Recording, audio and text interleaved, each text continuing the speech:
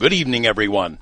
You're in the right place at the right time. This is Coast to Coast AM, blasting out of the Mojave Desert like a Scirocco, blazing across the land, slamming into your radio like a supercharged nanoparticle of unobtainium. Greetings from the boldest, bawdiest, most outrageous city in the world, the planetary capital of sun, fun, sin, sex, and secrets, my not-so-humble hometown, Las Vegas, Nevada. My name is George Knapp, your occasional host, designated driver of the airwaves, and moderator of tonight's upcoming cacophonous cavalcade of conversation. That's what I'm expecting anyway. We've got a major league doubleheader for you tonight. Two intrepid investigators who pursued the same subject but from different angles. The subject is a good one, giants. For as long as humans have been around, we've told each other stories about giants, beings who look like us, only a lot bigger. I don't mean Jack and the Beanstalk giants or Paul Bunyan folklore giants, but actual flesh and blood, long-legged, big-jawed giants. David and Goliath type giants, only bigger. There are giants in Bible stories, starting with Genesis, giants in Greek and Roman and Norse mythology, giants of legend that grind our bones to make their bread. Abraham Lincoln wrote about giants. And in the oral traditions of Native Americans and other indigenous peoples all over the world, there are all kinds of stories about giants. Some of them covered with hair, like Sasquatch. Some of them red-headed, very tall humanoids. Think Bill Walton. So what's the deal on giants? Should we take this stuff seriously? Or do we relegate it to the world of legend and folklore, the same realm where fairies and elves still dwell? Or maybe we agree it's real, but only in a fictional sense, like that very large, very jolly, very green fella who, as my friend Lee Spiegel put it, rules over the kingdom of frozen vegetables. You know who he is. Let's find out. I'm with you. So I'd like to know if there's any evidence, and if so, where's it been? Where's it hiding? Coming up in the second half of the program tonight, an Emmy-winning writer, producer, and filmmaker who got hooked on the topic of giants a few years ago and who put together a pretty amazing compilation of legitimate news stories culled from hundreds of North American newspapers over the last, 200 years. And we're not talking about the weekly world news here. I mean the New York Times, the Chicago Tribune, the Oakland Tribune, big papers and regional papers and small town papers, but legit. Stories about burial mounds, skeletons found in hidden caves, on farms, all over the place, from the West Coast to the East Coast, and pretty much every state in between. I'll tell you, the sheer number of reports was, to me, astonishing. So what do you make of all these stories? And if they're true, where are all of these big bones? I hope to find out.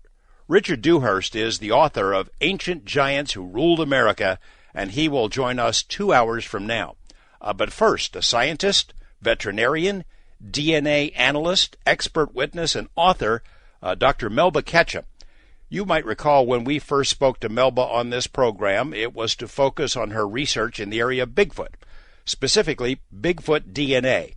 She spearheaded a remarkable project to collect and analyze hair samples collected by Sasquatch researchers all over the country.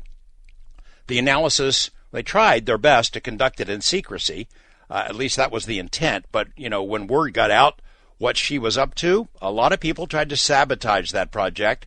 And you can just guess how her results were received when she tried to get a paper published in any number of science journals.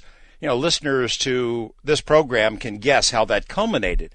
Dr. Ketchum is still on the trail of Sasquatch DNA, but as she told us the last time she was here, she kind of hinted that she's expanding her horizons a bit, got some crowdsourced funding to test DNA samples of what are purported to be giants, and more than giants, some other pretty weird specimens. We're going to hear all about it, all that she's been doing, and what evidence, if any, she's accumulated to support her various hypotheses. If you've heard Melba in any previous interviews with me, you know she is feisty, she stands up for herself and her work and her team, as it should be, and she's not going to go away quietly, as some, I think, in the Bigfoot world would like, nor is she going to back down to science poobahs who've never even been willing to fairly examine the work she's already done. Dr. Melba Ketchum joins me in just a minute to talk about the search for giant DNA, a Sasquatch update, maybe a Dogman tale as well. Good stuff. I think this will be a lot of fun.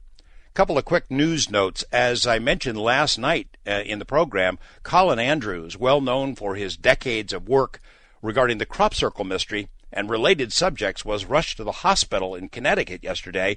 He sent me a note today to say he is at home now. He's recuperating. The worst is over, but I think he still has a rough road ahead. So if you know Colin, maybe send him a note of encouragement. If you don't know him, maybe send him some positive vibes. It can't hurt. To all those who sent me emails over the last couple of days to ask if I think Texas and a couple of other states are about to be invaded by American troops because of these plans for this multi-state, fairly routine training operation have been leaked, folks, come on. There are real problems worth worrying about in the world. Do we really have to make up some new ones? Put it this way, if you were in charge of everything and you wanted to pick a state to invade, would you pick Texas? I think that would be a mistake. You asked me for my opinion. My opinion is it's a total crock, greatly exaggerated. So that's that. Got the big guy, Webmaster Lex, working with me tonight, and my friend Dan Galante in the control room. Gina Salvati handling our calls. We promised to carve out some time with both guests so you can ask some questions, make some comments. Lex and I have put together our usual assortment of items and oddities that we appropriated from here and there. We call it Naps News, and we put it up on the Coast website among the stories of interest that you can check out when you have some time. Something fun sent to me today by Ben Hansen. You might know Ben. He's been on this program. He's been on network television all over the place, and he does a lot of speaking engagements at conferences around the country. He does a lot of work, as he did for the government, analyzing nonverbal clues to figure out if people are telling the truth. And he's put together an entertaining analysis of President Obama's recent appearance with Jimmy Kimmel, in which Kimmel asked the president about aliens at Area 51. He did sort of the same thing a couple of months ago with Bill Clinton, and Ben also analyzed that, and it was the results were very entertaining. So does Ben think Obama was being honest? Take a guess on that one. It's an illuminating video, but don't watch it now because it's too long and you'll miss the radio show. Click on it later. It'll still be there, I promise. On the subject of folklore versus reality, which we will discuss tonight as we explore evidence for giants, we have an article about elves, how they are viewed in the nation of Iceland. They take it very seriously. If you're going to build a bridge, if you're going to build a highway, you better make sure you've got clearance from the elves. It's a fun story. A story also that's a follow-up to last Sunday's interview, explosive interview, I should say, with Dave Paulides. If you heard that show, you know what I mean. Remember, I mentioned during the program that we got a report as we were broadcasting about a missing hiker in Yosemite. Dave, of course, has reported to us many times about these strange circumstances surrounding hundreds and hundreds of missing people in national parks and forests. Well, we had a report come in while we were on the air. This guy was found, though. This hiker in Yosemite was found. But the circumstances are strange. And even though he's alive, the guy hasn't been able to say much yet about what happened during the 2 days he was gone. Got another story there about Elvis and the extraterrestrials. Who could ask for more than that? Those and more in Naps News. Check it out. And while you're on the website, click on the section about how to become a Coast Insider. The cost is pennies a day. It allows you to access our vast archive of previous shows. You can listen anytime you want. Great deal. All right, 10 Hut, you're all on notice. You know what to do. You know the drill. Dog and cat in the house. Door locked. Coffee cup filled. Slippers, jammies, robe on. Turn that light down low. Plop into that easy chair and let's get cooking. In a minute, Dr. Melba Ketchum and the search for some very special DNA evidence. I'm George Knapp, and this is Coast to Coast AM. Welcome back. We've had Dr. Melba Ketchum on the program a couple of times. I have enjoyed every one of those interviews we've done with her. She's the founder of DNA Diagnostics, which was established in 1985. It's become a leader in all types of DNA testing, including human and animal paternity and parentage testing, disease diagnostics, trait tests, animal and human identity testing, species identification. She's testified in a lot of court trials. She was the 3-time chairperson of the International Society for Animal Genetics, Equine Genetics, and Standing Committee. She's done a heck of a lot of work in this area, but probably is best known for her work in trying to sequence DNA submitted from suspected Sasquatch specimens from around the country, and she's taken a lot of flack from it, but she is still pounding away and fighting, and we're going to ask her about that work as well as searching for giant DNA. Melba, welcome back to the program. Thank you for having me, George. Let's cover this for a minute. Let's do a little recap for a second before we jump into giants. I was reading online in preparation for the interview, just checking out how what kind of slings and arrows had been fired in your direction since the last time we spoke, and just the stuff that people come up with is just really unfair. And it's unfair because I know the sequence of events, how this whole thing unfolded, before we could even talk about it publicly, and the kind of stuff that you've had to put up with since the beginning. I'd like you to share with the audience, for those who think that science is everything and it's a fair arbiter of facts, share with the audience how you were treated. My idea, the line I've used before is, science is supposed to investigate the unexplained, not to explain the uninvestigated. Is that what has happened with you? How did it work? Well, it's definitely been a travesty. I've been maligned by every type of creature on the planet, I think. The science part of it, some of the better scientists have quietly supported me, but they're afraid to come out with their support publicly because of what's happened to me. In fact, we have a group that's working on our genomes right now, and we don't know if they'll let us go public with their findings or not, because they're very concerned about, what's going to happen to their reputations, when this happens. And I don't blame them, because it's rough. You get the scientists, and oddly enough, we've not had any really well-qualified scientists come out against it. It's been people that may have an expertise like in just mitochondrial DNA, or maybe somebody who, is a chemist or something. Not geneticists. We haven't had geneticists come out against us. They've just been deathly silent. We've not had, we've had some public support from people that are qualified too. There's one PhD that assembled a genome, was the first to assemble a certain genome, and he's come out and supported us. So, most of the people that are making the noise are not qualified to even review the papers.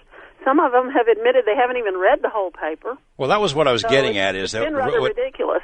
What really bothered me the most is you got scientists sitting on the sidelines now saying, well, this can't be true, and this never was peer-reviewed. You submitted it to these journals, and you know for a fact that these guys didn't even read it, right?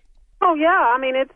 I've got the peer reviews are online. There's a link to them at the bottom of the SasquatchGenomeProject.org website, where the paper is. The very last link will take you to the peer reviews.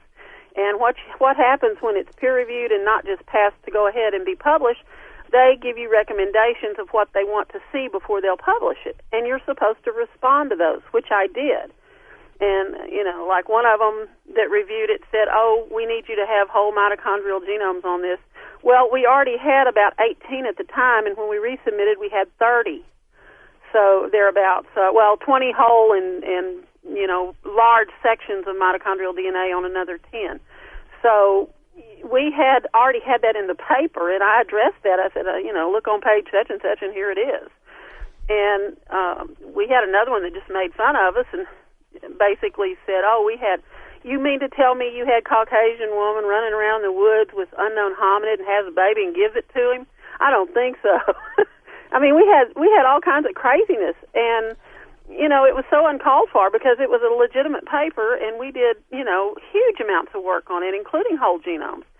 And about the same time, a publication called PLOS One, which is another interdisciplinary journal, and they're much more lenient on what they'll publish. We sent it to them, and it's online on my YouTube channel, Dr. Melba Ketchum. It's got a video. At the end, I disclosed their email they sent me, where it says, those hair samples could have been from any old animal, so they didn't even send it out for peer review. We got it back like the next day with a turn down that they wouldn't even send it out for peer review. Now, I mean, that's just not right at all. And especially the fact that DNA testing, you can use species identification with it. And what's the point of having the hair samples if we don't test them to see what they are? The other part that really problems. The other part that really frosted me is, you do these blind studies. You got the samples. You submitted them to different labs. You didn't tell these labs what it was you were doing. I mean, you didn't say, hey, we're testing Sasquatch. You just had them do the test. They come back with these very strange results. Then they find out what it is, and they're horrified, right? Oh, my gosh, you can't absolutely. do this. I've got an email on the website that, from one of the scientists, and, they were told they were human samples. And she writes a deal, and she says, we've got this beautiful sequence. We can see the primers. Everything's perfect. And she says, but it doesn't match anything in GenBank. Have you discovered a new species? We have this in writing from somebody who didn't know what they were testing. Perfectly legit. I mean, we tested the quality of the DNA, the picture of the yield gel to show the quality. It's not smeared. It's perfect. I even did a video on the main slings and arrows I've gotten, since they can't really fault the blind studies and the science, is that they want to say it's contaminated, either with animal or human. Well, there's very definite ways. I mean, being a forensic scientist, I definitely know how to deal with contamination, because you get it a lot of times when you're dealing with forensic samples, because they're picked up off a crime scene. And there's ways you can show it. I did a whole video, about 40 minutes, and showed pictures even of what contamination looks like and how we knew we did not have contamination on these samples.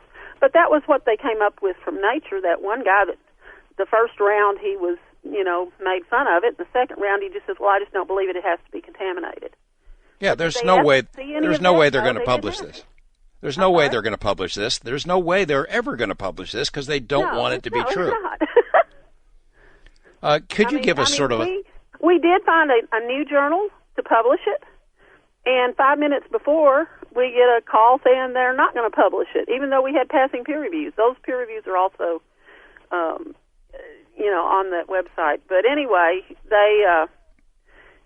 we ended up having to basically acquire the journal to keep those peer reviews, those passing peer reviews. So, and then they said, oh, you just self-publish. We really didn't. I mean, we did in the fact that we acquired the journal, but we didn't get the peer reviews done. Somebody else had the peer reviews done. Give me the thumbnail sketch of where that stands, Melba, what the final results showed and what the status of the research is. You're still chasing this, right? Oh, absolutely. Absolutely. Basically, they're human hybrids. The mitochondrial DNA is 100% modern human. Range of the date and age of the mitochondrial haplogroups range from 13,000 to 26,000 years. So that means that Bigfoot as we know it didn't exist before that. The hybridization with human beings occurred in that time period and later, because, there's even tales of today, Native American stories, and, I know some Native American people quite well, and they know of people that are hybrids, but they don't talk about it. They won't let you take their DNA, which I can understand that. They even know where, there's some buried. But they're not going to give out that information because burial is sacred to Native Americans, and they respect the Sasquatch. So, they are hybridized with humans for, long time. And that's what they are. They're basically just, a cross between a human and an unknown hominid species. And that's not uncommon. All Caucasians have a certain percentage of Neanderthal in them. That's a human hybrid. We're human hybrids. It's no different. It's just a little different as far as the amount of unknown versus human. And, of course, they look more like a Neanderthal shape-wise, their skeleton, except that they're much, much larger. And then there's the Denisovan hominids that they found from from Siberia, in a cave in Siberia, the Denisovan cave, and they took DNA from that individual. And those individuals are quite large, actually. And they are known to have, Native Americans have both Neanderthal and Denisovan genes in them. And that's a well-known thing now. It's well-published in science. So all the Denisovans can have up to 7% Denisovan in Papua New Guinea population and the Aborigines of Australia. So there's, we're all hybrids. I'm sorry, that's just the truth. But they don't want to accept the fact that there's a living hybrid that doesn't look exactly like us. Well, and you get it from both ends. You get it unfairly treated by the science establishment and the poobahs of science, and then you get it from the Bigfoot people because they all want to be the one that discovers the truth about Bigfoot, and they don't want you discovering it. When we come back, I want to ask you about the team, whether you're still out there looking for samples, and then we'll jump into giants. We're talking with Dr. Melba Ketchum about the search for DNA evidence. If you're looking for a smoking gun, so's Robert Cray. He takes us into the break. Oh, it's a wild world, all right, maybe wilder than we can imagine. Among the stories we're going to discuss in the next segment with Dr. Melba Ketchum is a very strange incident and a very special DNA sample. It was acquired after a vehicle traveling in a western state collided late at night with some sort of a creature. It was dog-like, but standing on two legs. And because of the collision, there was DNA left on the vehicle. And Dr. Ketchum is doing some analysis, and I hope she's got some results and can tell us what she's found, because this is a very strange story. And then we move on into her search for evidence about giants, red-headed giants in particular. Much more to come here on Coast to Coast AM. Talking with Dr. Melba Ketchum. Melba, I want to talk for just a moment more about Bigfoot work. How's your team doing? Are they still out there scouring the wilds for samples that can be analyzed? I was worried that maybe they'd be a little disillusioned after the response to the whole DNA testing project and all the grief they must have taken, even from colleagues in the Bigfoot community who just didn't want it to be true. Yeah, they pretty well have all backed off to a large extent. Some of them are still collecting samples, but it's not like it was, because there was nothing more disheartening than to have all these great results and the blind studies, double-blind studies, and having all the science done properly and at great expense, because back then, over that 5-year period, testing costs were phenomenally high. And then to have basically none of the news media pick it up to speak of, and to have all the backlash from I call them the ape group, the ones that just can't believe Bigfoot isn't an ape, and like you say, those that want to be first, and they weren't. With all the backlash and hate out there, I mean, all of us just got really disgusted. And even my scientific team, they got hit so hard that I told them, I said, I'll take over here, just refer them back to me, because, you got families to feed. And, I mean, because there were horrible, threats and things said, and, these people have to testify in court. So it ruined me for testifying in court, because they used all the lies out there to try to discredit me. But I didn't want them to be hurt. So that part backed off. But the research continues, because we do have, like I say, a very large university system that's currently working on our genomes. And hopefully they'll allow us to go public with what they end up with, because the idea is to get percentages of anything they find that matches in GenBank.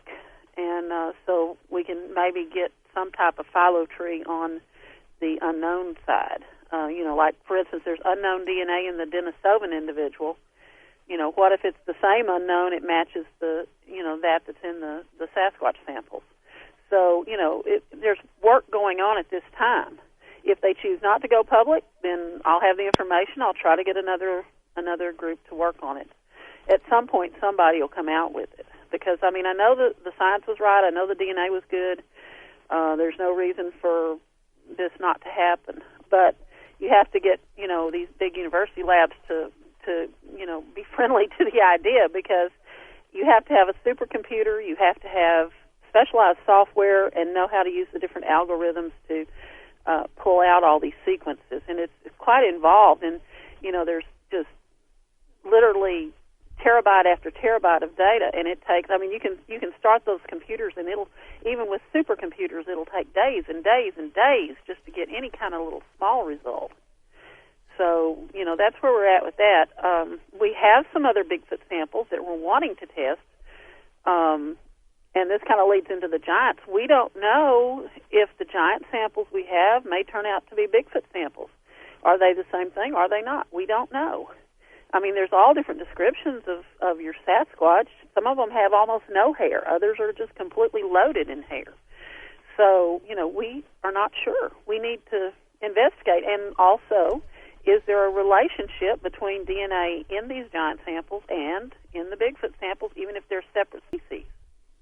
I don't want to backtrack too much because that was a great segue you just made on my behalf. So I'll come right back to that. But and I don't want to beat a dead horse here or a dead Sasquatch. But I'm just thinking about all these Bigfoot researchers who have dedicated their lives to it, their hearts in it. They go out on the weekends. They put their own dime, their everything on the line to look in the woods to search. They want truth. They want answers. And they get nothing but grief for it. And then they have to deal with these nitwits who drag out an old fur coat every couple of months and try to pass it off as Bigfoot, or the other guys who say, boy, I can't wait to shoot one. I mean, the whole thing is a mess, and there's all these well-meaning people who just want to get to the bottom of it, and they just get hammered from every side. Well, see, the whole thing is we got to the bottom of it, but due to the number of haters, I call them haters for lack of a better way to say it, and the hoaxers, all of these different people that hurt the whole study of these things, make it to the point that, you can have beautiful footage and they're going to call it fake. You can have, just about everything perfect about it and they're going to call it fake because of their own agendas and other reasons. And with that happening, it puts a stigma on the Sasquatch testing of any sorts, and on the videos too, for that matter.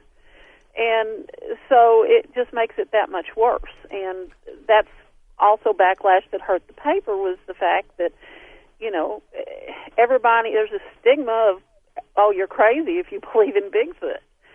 And, they wanted to believe that instead of looking at real science.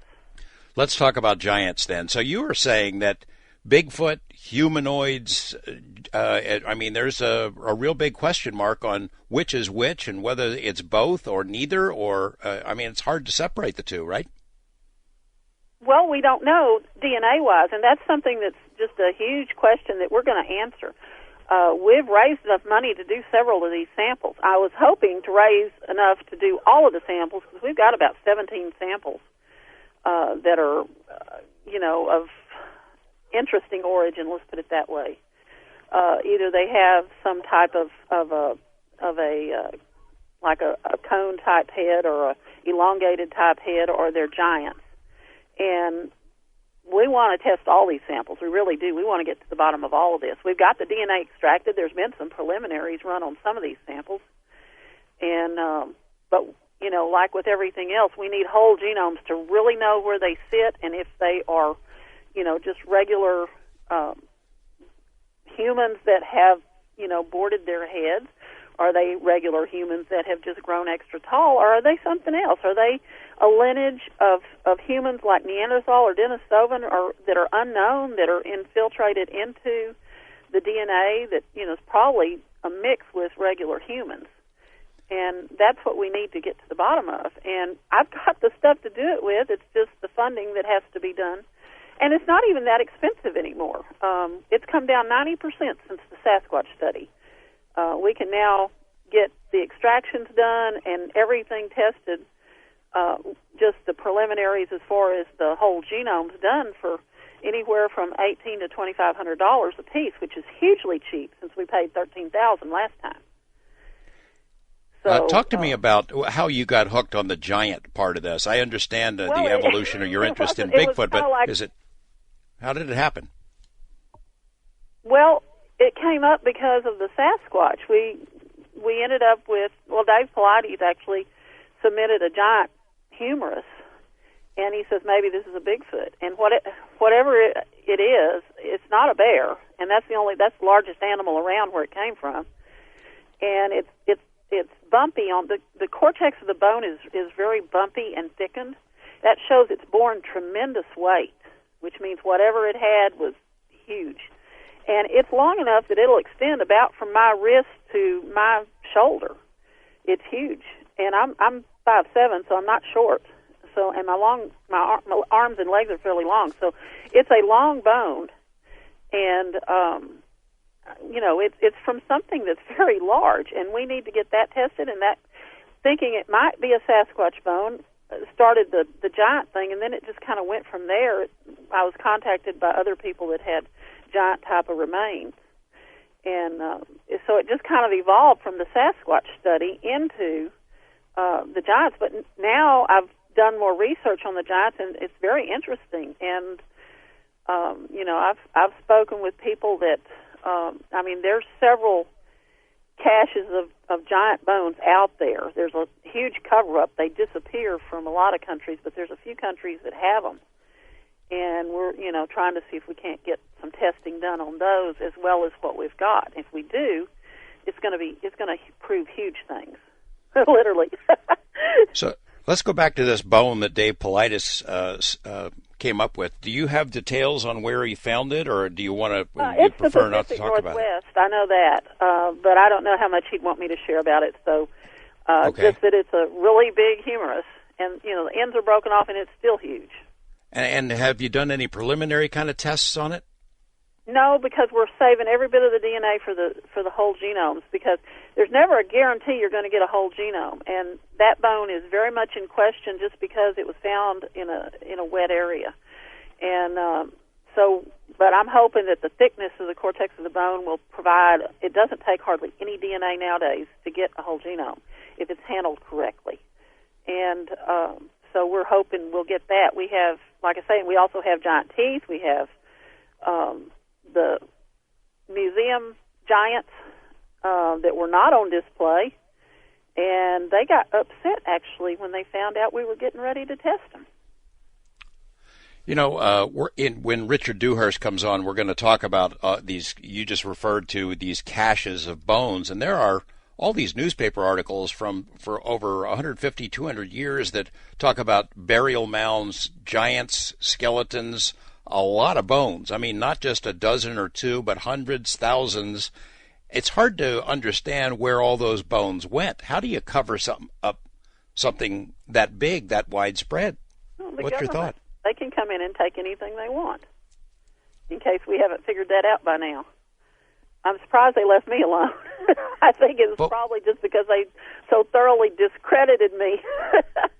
But, I really hoped they would have come out and actually supported this and get it out in the right way so it wouldn't frighten people as far as the Sasquatch. But the giants, they just disappear. But the thing is, they're not disappearing in every country.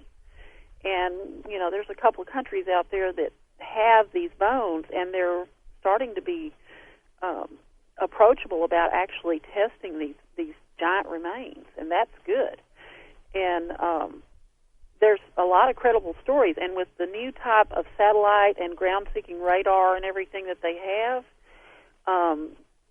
explorers are able to find these, what's in the burial mounds and what's in different places. You just have to make sure that, it's like they're denoting them all as Native American in this country pretty much, so you can't go digging them up unless they're on private property. And, elsewhere in the world it's more lenient. So I'm looking forward. I know for a fact this is being done by several groups. So I'm hoping that, we'll be able to get in on and test them alongside the samples we already have.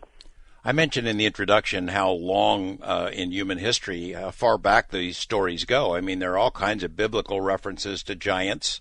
And they write it, it's written in sort of a literal way. It's not sort of using symbology or generic terms. They said giants, and Goliath. Exactly. And, what is the overall picture that has convinced you that maybe there was a race of giants, and how do you think it fits in what we know about human history? Well, I know for a fact that, there's giants on cave walls. There's giants, depicted throughout, our history, even from, right after the flood on, it's been recorded. And all of your cultures have always talked about giants. And I can't believe that every culture on the planet would have giant stories if they didn't exist at some point. And there's even an interesting story out there that allegedly a live one was actually killed in Afghanistan by the military and flown back to the States. The corpse was allegedly. You never know if those kind of stories are actually true, but it did come from military sources as far as somebody spoke. But I also have had conversations with people that have seen some different kind of creatures like that, and I don't know whether to believe it or not. Science is what talks to me. But where there's smoke, there's fire, and definitely historically they existed. There's been too many reports of the bones. We've got bones that I can't explain why they're so big, that are, human-type bones. And so, there's got to be something there. And we've got probably, so far, the best stash of unknown type of skeletal remains that there is. And that's why I want so much to get them all tested, not just a few. And why can it be just, we've got some pretty tall people. We've got 7-footers all over the place in the NBA. We've got, I forget what the record is for the tallest human being, but it's maybe almost 8 feet tall. Gigantism, afflictions like that, an overactive pituitary that can cause people to get really, really big. I mean, why couldn't the skeletal remains that have been mentioned in these reports just be extraordinary regular people, but not an entire race of these things? Well, they could. I think there's several races for one thing, and they could be people. That's why we're testing. But the flip side of it is a lot of these had double rows of teeth and 6 fingers and toes, and that's not a normal thing along with a tall person. And besides that particular type of morphology on their skeletal remains, you've got even those that are shaped more human. The skulls are not shaped the same. I mean, they're more like a Bigfoot without a cone head. They've got the heavy brow ridge. They've got a real thickened mandible. The back side of the skull is more elongated back. I'm not talking about the true elongated skulls. I'm just talking that it goes back further than ours. And so there's some morphological differences in these remains that, if they're human, they're another race that we haven't seen, I believe. You expect to find some surprise. The story on it. You expect to find some surprises in that DNA, or do you not want to say that? I think they'll, at the very least, I think it'll be at least as different or more so as the pygmy tribes in Africa, which are quite different from the rest of humanity. At the very least, at the most, we'll get something more along the lines of our Sasquatch samples, where we've got a lot of unknown DNA. I think it's going to fall somewhere in between the Sasquatch and modern human is what I think it's going to do. But I think there will be a fair amount of unknown sequence in there. That's just a projection. I won't know till I test. I mean, could it be just it's all human DNA and it's a mutation of some sort, or you really think there's going to be something that we will call foreign in there? Different, because I think there would be more tall people around if there wasn't. I mean, why would they die out like they have? I mean, these remains are older. Back in older times, people were much shorter due to the food supply, parasitism, medicine wasn't as good. So the average person was in the 5 foot to 5'5" range, and you get people that are not just 1 or 2, 3 or 4 here or there. You could think, oh yeah, it's a pituitary tumor, but not in the numbers they're getting, and not in groups. Like if you go back, and your next guest is I'm sure going to talk about this, where you got all these reports of multiple tall people. You're not going to get multiple tall people in a burial with a pituitary tumor. You're going to get one because it's quite rare. How much stock do you take in the stories that are told in biblical stories? I put a lot of stock in it because I'm a Christian. I have to. And, God created science, so science doesn't ever really disagree. It's just finding the right answer to tie it together. I've always had that interest. And, and actually the Bible is not all that different in some ways than some of the mythology of the Greeks and Romans and Egyptians and Sumerians. They mention satyrs in the Bible. They mention unicorns. They mention dragons. There's a lot of unusual creatures mentioned, just like in the other religions of the world. So, and this kind of leads into the next thing we'll talk about, because there are sightings of strange things that are not Bigfoot, and they're not necessarily giants, but they're different. That sounds like a great transition there, Dr. Melba Ketchum, helping me segue into the next part of our interview. Hope you'll stick around. We're going to talk about some other very strange samples that she's hoping to test soon. Much more to come here on Coast to Coast AM. It's a beautiful and ethereal ballad there from 1973's Brain Salad Surgery album, Emerson, Lake and Palmer. Good stuff. We're talking with Dr. Melba Ketchum, a DNA analyst and researcher who's got some interesting samples on her plate, hoping to get some funding together to take a look at them and figure out where they came from, whether they're connected to reports throughout human history of a race of giants. When we come back, we'll pick up the conversation, and then in just a bit, we'll open up the phone lines with your questions and comments as well. Stay with us. Much more to come here on Coast to Coast AM. Welcome back. Up in Carson City, Nevada, I've had a chance to visit the old Nevada State Prison up there over the years. It's where the execution chamber for our state is located, and it's where Nevada's death row used to be. It was a maximum security prison for hundreds of years, or at least more than 100 years, more than a century. But the most interesting part about it is a quarry. It used to be a stone quarry, and before it became a prison, they found these gigantic footprints. I think they stretch about 45 feet. These prints had been made. It looks like a giant human foot. It had been made in the mud and then sort of preserved by time. And for a long time, it sure looked like what we would call Bigfoot prints.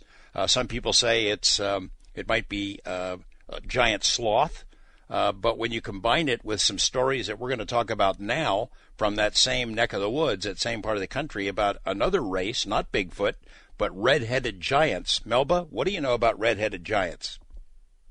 There's a lot of almost every Native American tribe mentions them. They traded with them in some cases. In other cases, they were evil and enemies, and they would take the Native American babies and eat them. So they were cannibals in some cases. In other cases, they were not so feared. It just, I guess, depended on the tribe and the part of the country. But nearly every tribe has stories of these individuals. They're always denoted as basically red-headed giants. And we were fortunate enough to come up with a couple of these samples. Adrian Erickson actually facilitated this with the Erickson Project because we wanted to know if they were Sasquatch samples or not. And since bone testing is more time-consuming and it's more expensive, and we held back the bone samples, meaning the teeth from these red-headed giants, until now to test, because we wanted to. The hair samples were quick to run on the Sasquatch.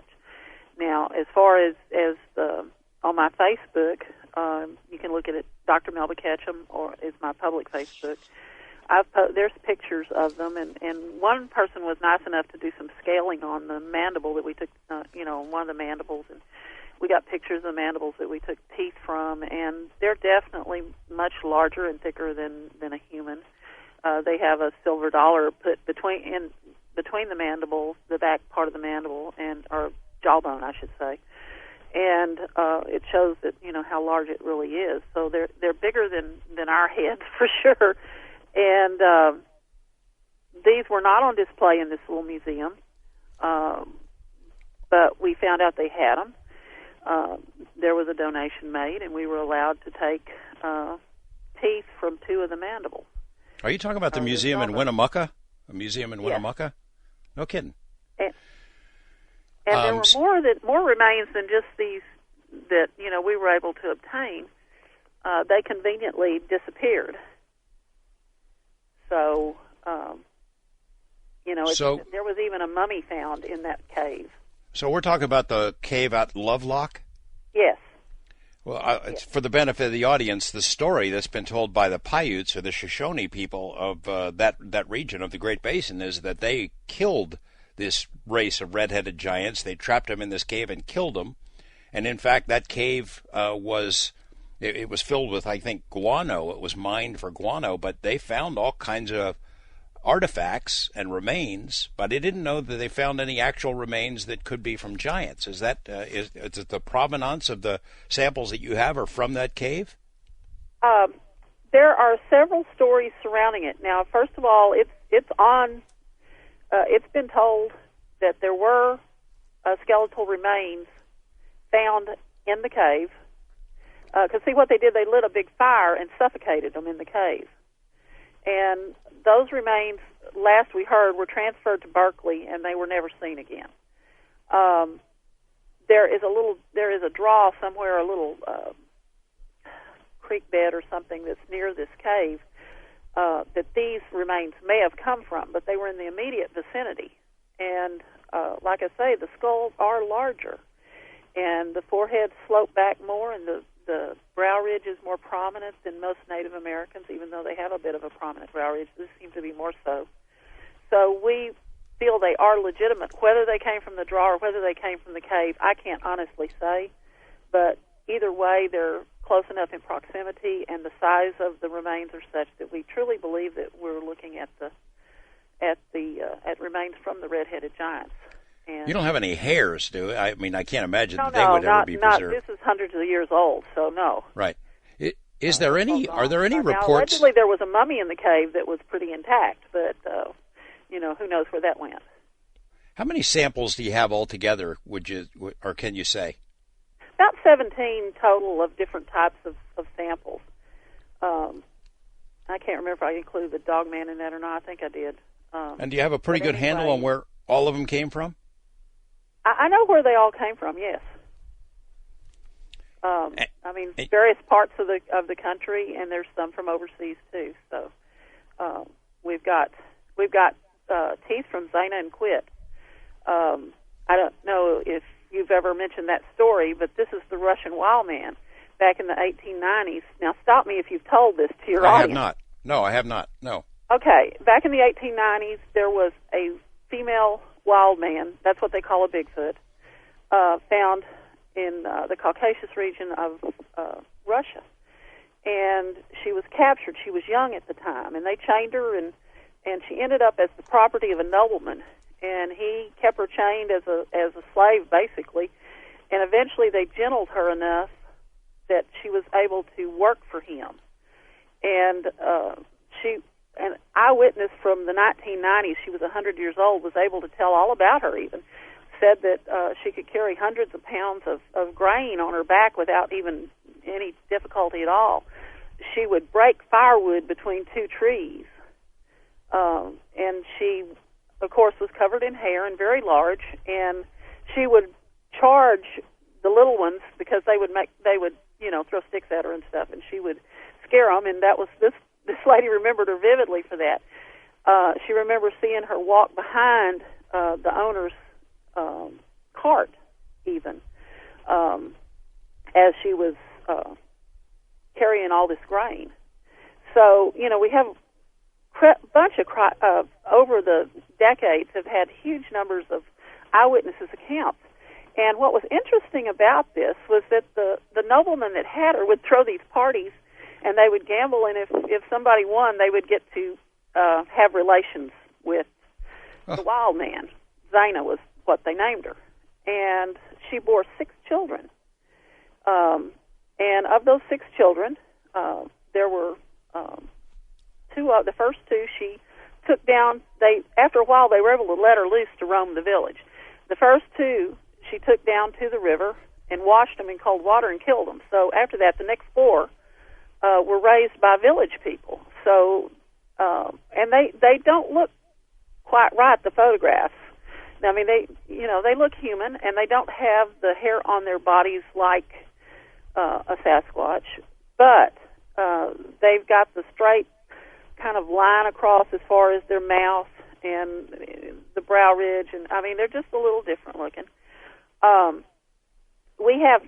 So one of her sons, they knew where he was buried. We have teeth from him. We have teeth from an unknown female that they think might have been Zana herself. and we're wanting to get genomes on them also. It's just a really compelling story of a wild man that's been, captured, and nobody's ever done any. Now, there's been some mitochondrial DNA done.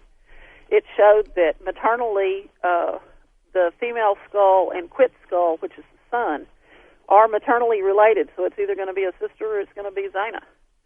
And it'll be real interesting to find out the nuclear DNA. That's why we want to do genomes on these two samples, because that will ice the cake as far as Sasquatch research, because it should have a unknown quantity of DNA in this human Quit on the alleged son.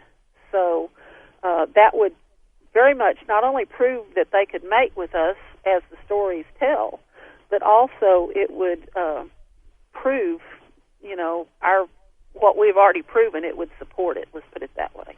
Is there a lineage? So any story? Is there a family lineage? Anybody still alive that you could identify that's linked to the Yeah, there are the original? samples on down, grandchildren, great-grandchildren, but, the son is going to be the one that's the most close. That's why we need the genome on him. And, of course, mitochondrial DNA, it's just human anyway on the Sasquatch. So, there's already human results that have been done on the mitochondrial DNA for both, for Quit. So we know, and for the unknown, and they're the same, so that means they came from the same line. But where you're going to find your differences, once again, just like the Sasquatch study proved, is going to be in the nuclear DNA. That's why we need whole genomes to see if there's this percentage of unknown. If Quit tests out just as a regular human being with not any appreciable, amount of unknown DNA, 10 to 25% or so at least, then we can assume that the stories were not true, and it was probably a case of hypertrichosis. But if it turns out like all the eyewitnesses say, then that's undeniable proof, and there's a type specimen because we have both skulls, or rather, Igor Burtsev has both the skulls in Russia. We have another case here from Nevada that a story I've covered over the years, Spirit Caveman. It sort of helped rewrite the history books about how long humans have been in North America, the story that we came over a land bridge, the Bering Straits, and all that stuff. And this specimen from this cave in northern Nevada proved to be much, much older than would be consistent with the prevailing views of science about how long people have been here. And although this... Was it pre-Clovis? Yes. Yeah, pre-Clovis. Okay, did anybody test it? Yeah, well, what I was getting to was the Native Americans, the tribe in there, opposed testing, so it was held up for a number of years because they said, look, this is an ancestor of ours, you can't test it, it's like grave robbing. But finally, in a court battle, they tested it, and in fact, it is not. It's Caucasian, not related to the current tribes. And what I was going to get to is, do you suspect that these burial mounds that people call Indian burial mounds that have, according to the reports, lots of these giants, these bones of giants, are going to turn out to not be related to Native American tribes? I think that some of them will be and some of them won't be, because I think there'll be some hybridization. So I think it'll come down to individuals. I think some of them will not be and some will. That's my honest opinion. I think that it would be interesting to test the sample you just talked about for nuclear DNA, because that would also shed some light on things. Once again, if it was a regular size individual or was it a larger size individual? No, regular size. Regular size. So it's not a giant. I understand why Native Americans would oppose this kind of testing with what has been done to burial grounds and stuff for a couple of centuries. It's a very sensitive issue, but I suspect that it's going to be a lot of cases where, as you said, it is not related at all. Did they get a date on how old the remains were? 11,000 years, I think. Okay, we have Native American remains that are older than that. I actually wrote a short scientific paper on it that you can find at slahal.org, SLAHAL.org. Tell me this. There are coprolites that are older than that. Tell me the story about the Dogman sample. we're going to go to a break. We got about 4 minutes or so. So in that time, the Dogman sample, the circumstances of how it was obtained, and where you stand with it. Okay, the Dogman sample was kind of shelved. We had done preliminary testing on it. Like you gave the story at the first of the show, the hair was morphologically more canine-looking. It was definitely non-human hair. It was fur hair. It was the underneath coat. It was not very long, and it was pretty fine. And when we extracted it, we washed it thoroughly to make sure there was no contamination, of course. And then we lumped it in with some of the Bigfoot samples and sent it out for testing, and it came back with human mitochondrial DNA, 100% human, off of hair that's more canine-like. I mean, I'm not going to say it was because it wasn't totally like it, but it was definitely not like the rest of the Sasquatch hair, much finer and shorter. And so I'm thinking we're having the same type of... The only two things I can come up with, there's a lot of Native American stories about shamans that can actually change into animals. Yeah. Shapeshifter, skinwalker. Yes, exactly. You know a lot about that. I do. And with that in mind, I feel the test results will either come out 100% human if those Native American stories are true, and if not, then I think we're going to have another individual thing that's more like Bigfoot, because you're going to have your human mito with your unknown mixed with human on the other side. Now, let me make this abundantly clear, that humans and dogs can't mate, okay? Humans Yes. and wolves can't mate. So I don't know what we're going to find, but I'm very curious since we got the human mitochondrial DNA, and it was not contaminated. We screened it to be sure of that. It was very clean, and so it will be very interesting, and I just hope we have enough DNA left to do a good job with it and get, our answers on that sample, because it is a very compelling sample since it was an eyewitness account. And there are several types of these creatures, by the way. There's those that look kind of like a Bigfoot, except that they have more of a snout on them. Some people say it looks like a baboon. Others say it looks like a dog or a wolf. And then, there's several variants of this. From what I understand and what I've seen one personally, and it looked like a giant wolf, and there's no wolves around here. So, there's those that look more like a wolf and those that look more like a person with a wolf's head. So it's interesting. It's going to be very interesting to see how this tests out. We're nearly there on the funding for that one, so we'll make it, and we'll get that one tested too.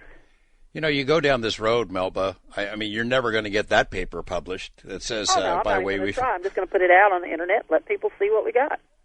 It makes you wonder if the DNA results come back and show canine and human mixed somehow, and that there are reports of these kind of creatures roaming around. You have to believe they're from somewhere else. Well, face it, there have been reports of them through history. Look at the Egyptian god that has basically the dog's head and the human body. That's pretty much dead on to a lot of the reports. People are going to draw whatever conclusion. They're going to say alien. They're going to say Nephilim. They're going to say a lot of things if it turns out that way. Who am I to argue? I just don't know. We're going to put it out there and do the science and let people draw their own conclusions. How's the money going? You raised some money through crowdsourced funding, we've raised I think, enough to do some do, tests. 4 or 5 genomes, which is great. But we're kind of waiting on this dog man. It's not quite funded yet. And the other thing is I was hoping we could get some heavy-duty funding to come in from somewhere that would actually, what we'll get with the genomes is we'll get the basics, and we'll get basically a percentage human. But past that, for the bioinformatics, to really get the phylogenetic trees and all, we need, to raise more to do that. And I'm hoping that, somebody will have an interest and step forward, because, we can get an awful lot done for, $50,000 or less. The last study cost $500,000. That's 1/10. So, but I don't like to do crowdfunding for that much because, people that give crowdfunding, they really don't have that kind of money to throw away. And as far as, it's not throwing it away. I don't mean it that way. I mean it that, But these it's are not hardworking food and people rent that have and donated. right. And I feel bad about that. I would like to have somebody who has money that they can throw away in any way they want to fund this, because I think it's a much better way, somebody who's interested and, wants to be a part of it. Dr. Melba Ketchum is my guest. When we come back, we open up the phone lines with your comments and questions. Tom Petty takes us into the break on Coast to Coast AM. Well, this song will give you goosebumps. Haunting melody from Sarah McLachlan from 1997. We're talking with Dr. Melba Ketchum, a DNA analyst and intrepid researcher, about some pretty interesting samples that she's been analyzing in search of evidence of giants, as well as other entities. When we come back, we open up the phone lines. A lot of folks already standing by to ask some questions and make some comments. We'll get right to it on Coast to Coast AM. We go to the phones with your questions and comments for my guest, Dr. Melba Ketchum. First-time caller, Joey in Texas. You're on Coast to Coast. Yes, how you doing tonight? All right, what's on your mind? Well, I was in Florida last year for Bike Week. I traveled and I filled textbook gear, and I happened to see this gentleman with this Bigfoot in a box that he was showing the audience. You have to pay to go in there and look at it. Well, the gentleman, his name was Rick Dyer, and he bought a knife from me, and then I started questioning about the Bigfoot, and I started chatting with him as a friend, kind of, and throughout the show, and I went in there and I saw this Bigfoot he kept in a box. He said he shot it, and I went in there to see this thing. It's awfully large, and he told me a story. It was just he and I by ourselves in there at the time. It was later on in the evening. And, I was asking him, I'm like, come on, man, tell me the truth. And he sincerely believed that he shot the Bigfoot. And I was wondering if they've done any research on this thing, or have anybody done any diagnosis. He said he sent it to Washington to have it studied, and then he finally got it back. And that's why he's able to show it. So he goes throughout the nation, and he gets people to go see this thing. And I was just wondering about that, if any research has been done on this.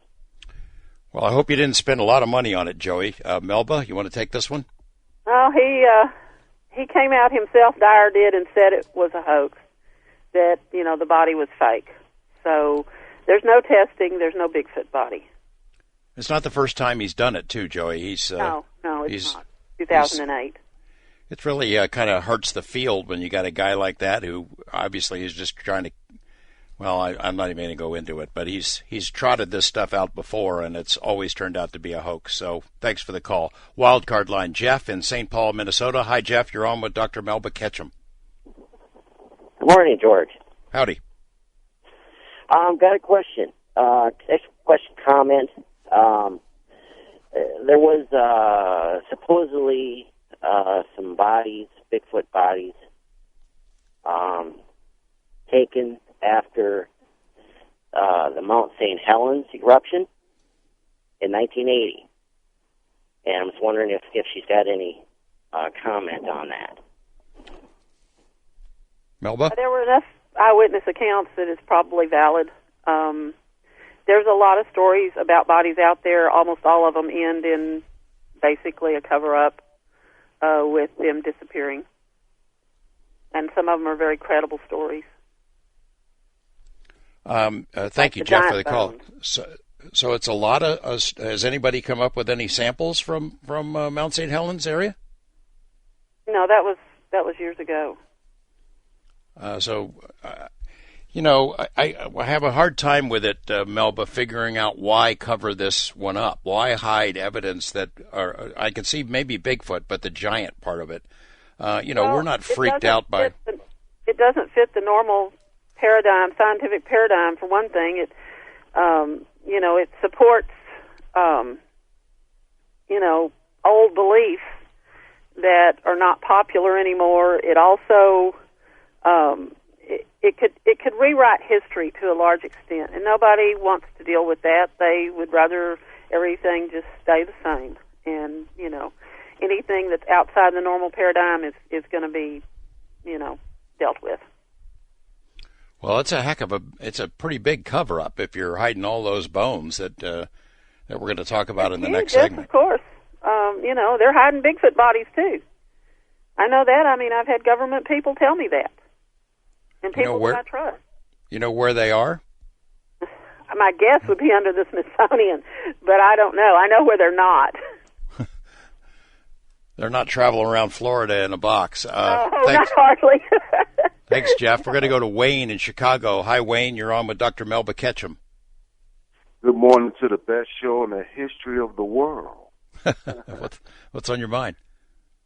Yes, I have two questions. The first one is, I would like the doctor to repeat that website that she gave out. And also, I want to know if she know anything about when our troops were over in Afghanistan and they cornered a giant in a cave, and he killed a lot of our troops, and they finally killed him. I want to know if the government actually, well, she may know if the government took his body and maybe if they researched it. Of course, they're not going to tell us anything, but I just want to know if she knows anything about that. Thank you very much. Thanks, Wayne. I've been told confidentially by a couple of sources that was a real story. I don't know because I don't personally have knowledge. I just know what I was told. It could be completely false, and I know the government is not going to give it up, as far as if it happened. As far as the website, it's the Sasquatch, that's SASQUATCH, genome, GENOME, project.org, O-R-G. That's where the paper is, and it's got other links. It's got credentials. It's got the scientists involved. It's got extra proof that wasn't in the paper. It's got pictures. It's got everything. So those of you that are interested in the Sasquatch, and if they're potentially related to the giants, have fun. You've made some videos. You have a YouTube channel? Yes, it's Dr. Melba Ketchum, and I have a number of videos on there. I have one with, like I say, addressing the contamination issue. I got tired of people saying it, so I put since the journals wouldn't ask for the proof, I put it out there so they could see how I know they were not contaminated, how the samples were not contaminated. First of all, I also have a interesting little video that's a clip from a French documentary where Dr. Tom Gilbert from the University of Copenhagen actually tested mitochondrial DNA on the orang pendek. They had some alleged orang pendek hairs, and he also got human DNA from those orang pendek hairs. They had a hair analyst on there also that says it was definitely non-human hair. As Dr. Gilbert also points out, the people over there had black hair, and these were bright red. So non-human hair, once again, given human results, human mitochondrial results. Regrettably, there was not enough DNA. He didn't do any nuclear testing. I wish he had. What I found really amusing, and you'll see this in the video, is that he actually was attacked by the hair analyst, which was not related to him, that said, "Oh, they must not have worn gloves, or they must not have worn, they must have may have dripped sweat in it, and human contamination." And I had to laugh because Tom Gilbert's published over 125 peer-reviewed papers, some of which have to do with ancient remains. I mean, his lab is one of the best in the world, and they're sitting there calling him contamination. If I was him, I would have been so angry. I mean, but I had to, commiserate with him, and I know how he feels because we got the same thing. Yeah, it has to be something else. It can't be what the results show. It has to be some screw-up somewhere. Right, exactly. That's what they'll all say, but it's not true. I know he didn't mess up. I know we didn't mess up. The university labs that tested some of the same alleged Sasquatch samples before we did, they didn't mess up. They just didn't believe the results that they got. Because they got same sequence results we did on the mitochondrial DNA, and it was human. And also on the YouTube channel, I got to say, I've got trailers for a couple of my books. I've written some books having to do with Native American legend and on Sasquatch, and I put it in a story form. It's going to be a series of 4 or 5 books. And if you're a male, you probably won't like them because they're written more like the Twilight series. But there's a lot of truthful information in there about lore of around the Sasquatch and some of the supernatural things that they allegedly can do. So it's for fun. It was a decompression that I did after all the stress of the study. So there's trailers on there. It's but a if good you're outlet. a teenager and you're a girl, you'll probably love them. All right. Well, we have links on the Coast page if anybody wants to check that out. East of the Rockies, Lonnie in Newport, North Carolina. Hi, Lonnie. You're on with Dr. Melba Ketchum. Good evening, George and Melba. I think I might be able to help clear up a couple of those stories. The Art Bell had I believe it was Stephen Quayle on one night, and he had an interview with a guy they called the pilot, and that was all about the Afghanistan incident with the giant. Oh, yeah? And apparently this guy was a pilot for one of the big cargo planes, and or I think it might have even been the jet. And he told the story about how he didn't know what he was picking up or delivering all the time, but he went into this warehouse to pick up this pallet that had the giant on it, and it did have 6 fingers and 6 toes. And it stretched from the corner of the pallet to the other corner of the pallet. And I believe they're 9 foot by 9 foot, something like that. But anyway, the main reason I called was Ed Dames has told in the past with Art Bell what the Bigfoot was, what the skunk ape was, what the little gray alien was, and what the chupacabra was. And Ed Dames, which I trust his science and what he says, and he said that they were physical projections made out of real elements from a machine underground on Mars. And then later he said that they were probably on spaceships too. And so if you look at the evidence, one of the things about the Bigfoot is that they found tracks in the snow that just ended way out in the country. And so, and the Native Americans, some of them say that Bigfoot are visible and invisible. So you have to include all that evidence. And if you look at what the gray aliens are doing, abducting people, taking samples, that's probably why you get human DNA on the Bigfoot. Well, I'm wondering how a physical projection leaves anything behind, any kind of DNA or anything. Well, if the hairs got off on a tree or whatever, and find evidence that way, and who knows if they can be actually killed, if they are able to. What Ed Dames said was that, Art Bell asked him basically what happens when they disappear. Well, the switch on the machine just turns off. And if you think of the Star Trek technology of the replicator, you can have a spaghetti dinner and a Romulan ale, and then transporter. And if you had a computer program on it that's embedded in the physical projection, which it's in our science fiction, so maybe it's true. All right, Lonnie, thank you. That's a lot to chew on there. Thank you for calling and bringing us up to date on that pilot story, and also on Ed Dames. I guess the problem would be in testing that kind of a story, that kind of an idea, physical projection. Well, like I say, they definitely have physical form, or we wouldn't have had DNA. And they can be killed because we, had one that was in the study.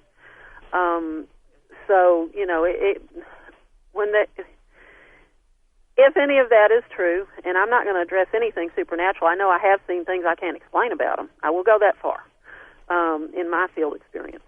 But they definitely are physical beings, at least sometime. They are, and you can get DNA from them. And they are able to be killed too. All right. Appreciate that call. Try to get one more in. West of the Rockies, Tony in Livingston, Montana. Hi, Tony. You're on with Melba. Hi, George. Hi, Melba. Howdy. Hi. I can't believe I got through. I've tried to get through for years.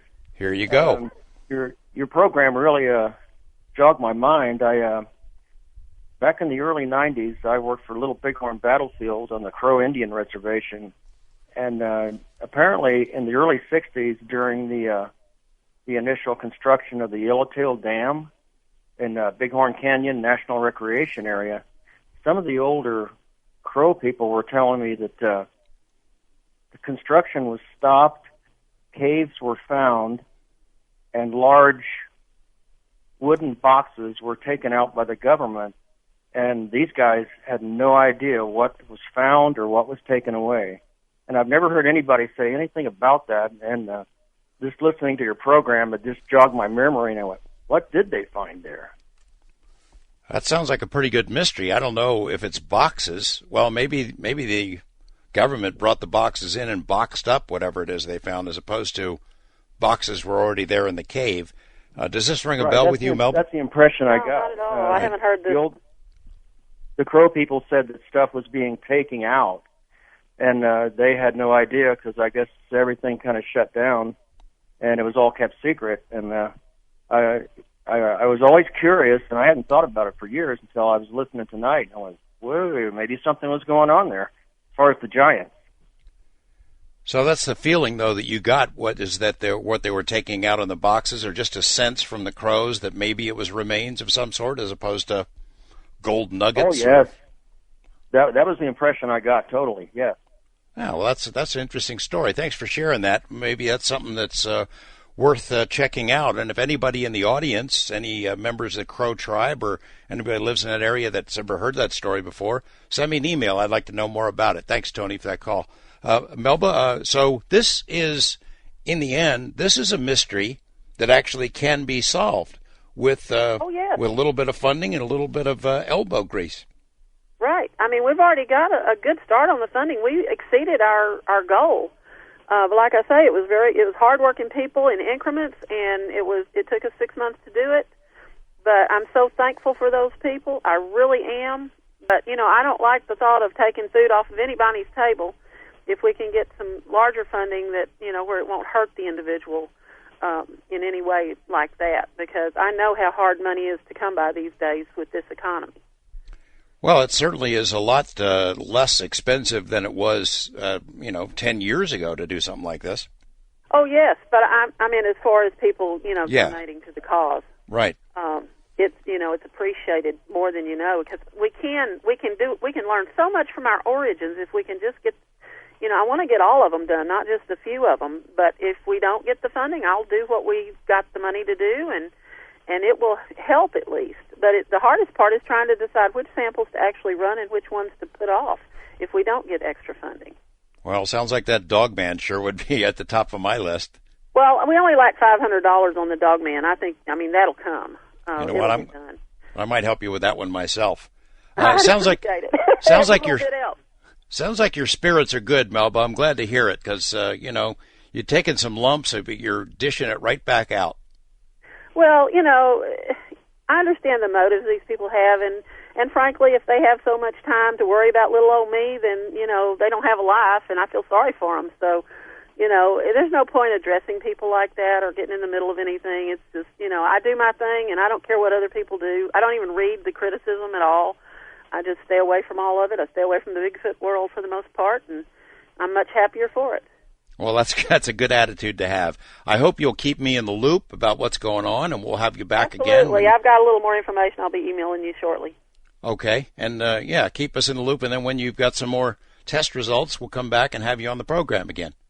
Okay. Yeah, next time we'll have some results, because it won't take that long once we do it. I'm kind of waiting on on the dogman sample and see if we can come up with a little more funding so I don't have to make such tough decisions to call out the samples. All right, Dr. Melba Ketchum, always good to talk to you. Thank you. Coming up, Richard Dewhurst to talk about his book, The Ancient Giants Who Ruled America. Some pretty interesting stories, and a lot of them coming up here on Coast to Coast AM. A whimsical number from Abbey Road, 1969, Maxwell's Silver Hammer. I want to mention the song that went into the break. And we do like to mention and give a shout-out to the artists we use for our bumper music, because they do contribute to help make the show what it is. That was Joe Walsh, All Night Long, which could sort of be our theme song for this program. The great Joe Walsh, I should say, and I mention him especially because he's a regular listener to the program, and every once in a while he'll call in. He doesn't announce that he's Joe Walsh, but he does, so we're glad to have him as part of the Coast to Coast family. Got a little situation here, folks. We're supposed to have Richard Dewhurst come on the program to talk about his book, The Ancient Giants Who Ruled America. Mr. Dewhurst is nowhere to be found. We're calling his number, and it doesn't work. So Richard, if you are listening to this program, your phone is busted and doesn't work. We're trying to call it, and you're not answering. If you're a neighbor of Richard Dewhurst or you got an email address for him, you might want to send him a note or go bang on his door and tell him he's supposed to be on a coast-to-coast radio show right now to talk about his book. In the meantime, Dr. Melba Ketchum has agreed to stick around for a while. There were a whole bunch of people on the phone lines with questions for her, and she has graciously agreed to stick around and answer your questions. And we ran the numbers again, so if you want to call in and talk to Dr. Ketchum about Bigfoot or DNA research or the pursuit of evidence for giants, she's going to be here for a while. So anyway, sorry about this situation, and we'll still talk to Richard Dewhurst if he can find a different phone that works. But in the meantime, we'll be talking to Melba right after this break on Coast to Coast AM. Dr. Melba Ketchum, long time no talk. Thanks for sticking around. This was unexpected. Yeah, but there's a bunch of people who were on the phones who wanted to talk to you anyway, so it's good. It's good with me. So let's get on with it. All right. I'll tell you what. Let's go to our first-time caller list. Doug in Cincinnati. Hi, Doug. You're on with Dr. Ketchum. Hey, I'm going to talk real fast because I got a lot of stuff I want to get in. But right. First, Dr. Ketchum, is that your name? Yeah. Yes. Okay, I just want to give you, just keep doing what you're doing because of a personal experience I had in 2005. Forget what the naysayers say to you. They do exist. Bigfoots do exist, and you already have the DNA proof to prove it. All you need is the funding to shut all the people up. Secondly, people always talk about, getting photographic and film evidence. I'm a graduate of broadcasting school, so I studied video and audio, all facets of broadcasting. And before I say anything, could anybody confirm, has the Patterson film ever been officially debunked? No. There's people that have tried, but there's always something else that makes it where they just can't do it. Because I studied that extensively in broadcasting school, and people don't know, what a gold mine the Patterson film is for a couple of different reasons. One, people don't know that it was shot in 16 millimeter, and to this day, that is one of the best video formats ever shot on. In terms of video enhancement, it doesn't lose really any pixelation.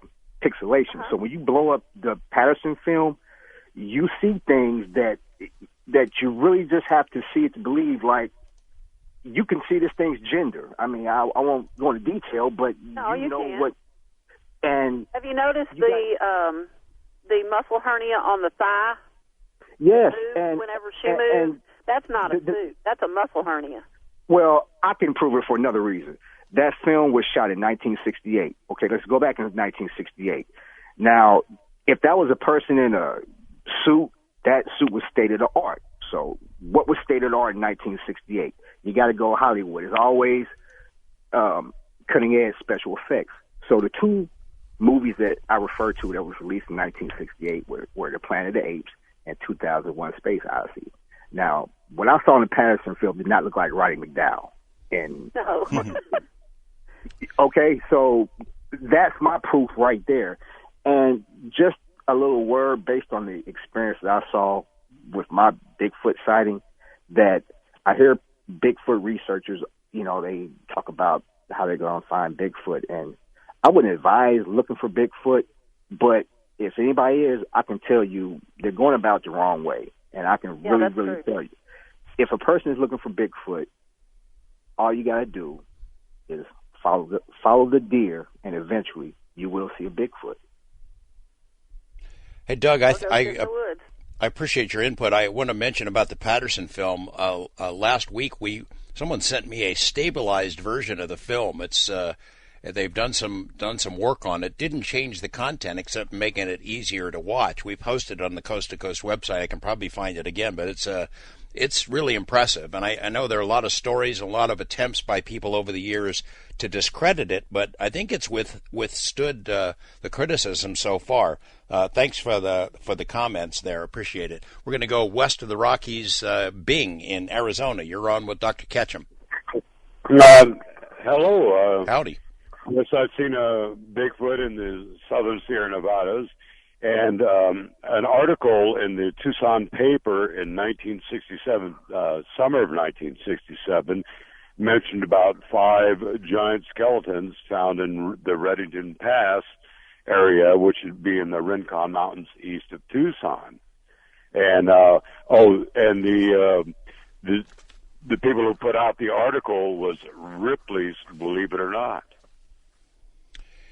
Yeah, I think that is mentioned in Richard Dewhurst's book that we were going to talk about, except for he got lost somewhere.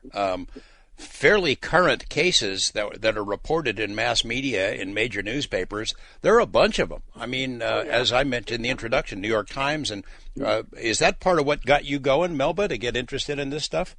No, it was the Sasquatch stuff that got me interested. But then once I kind of stuck my toe in the water with the giants, it was very interesting because I did go and read all those articles, and there's literally hundreds of them, where remains have been found, and, that are way larger than any human was living back, in those times.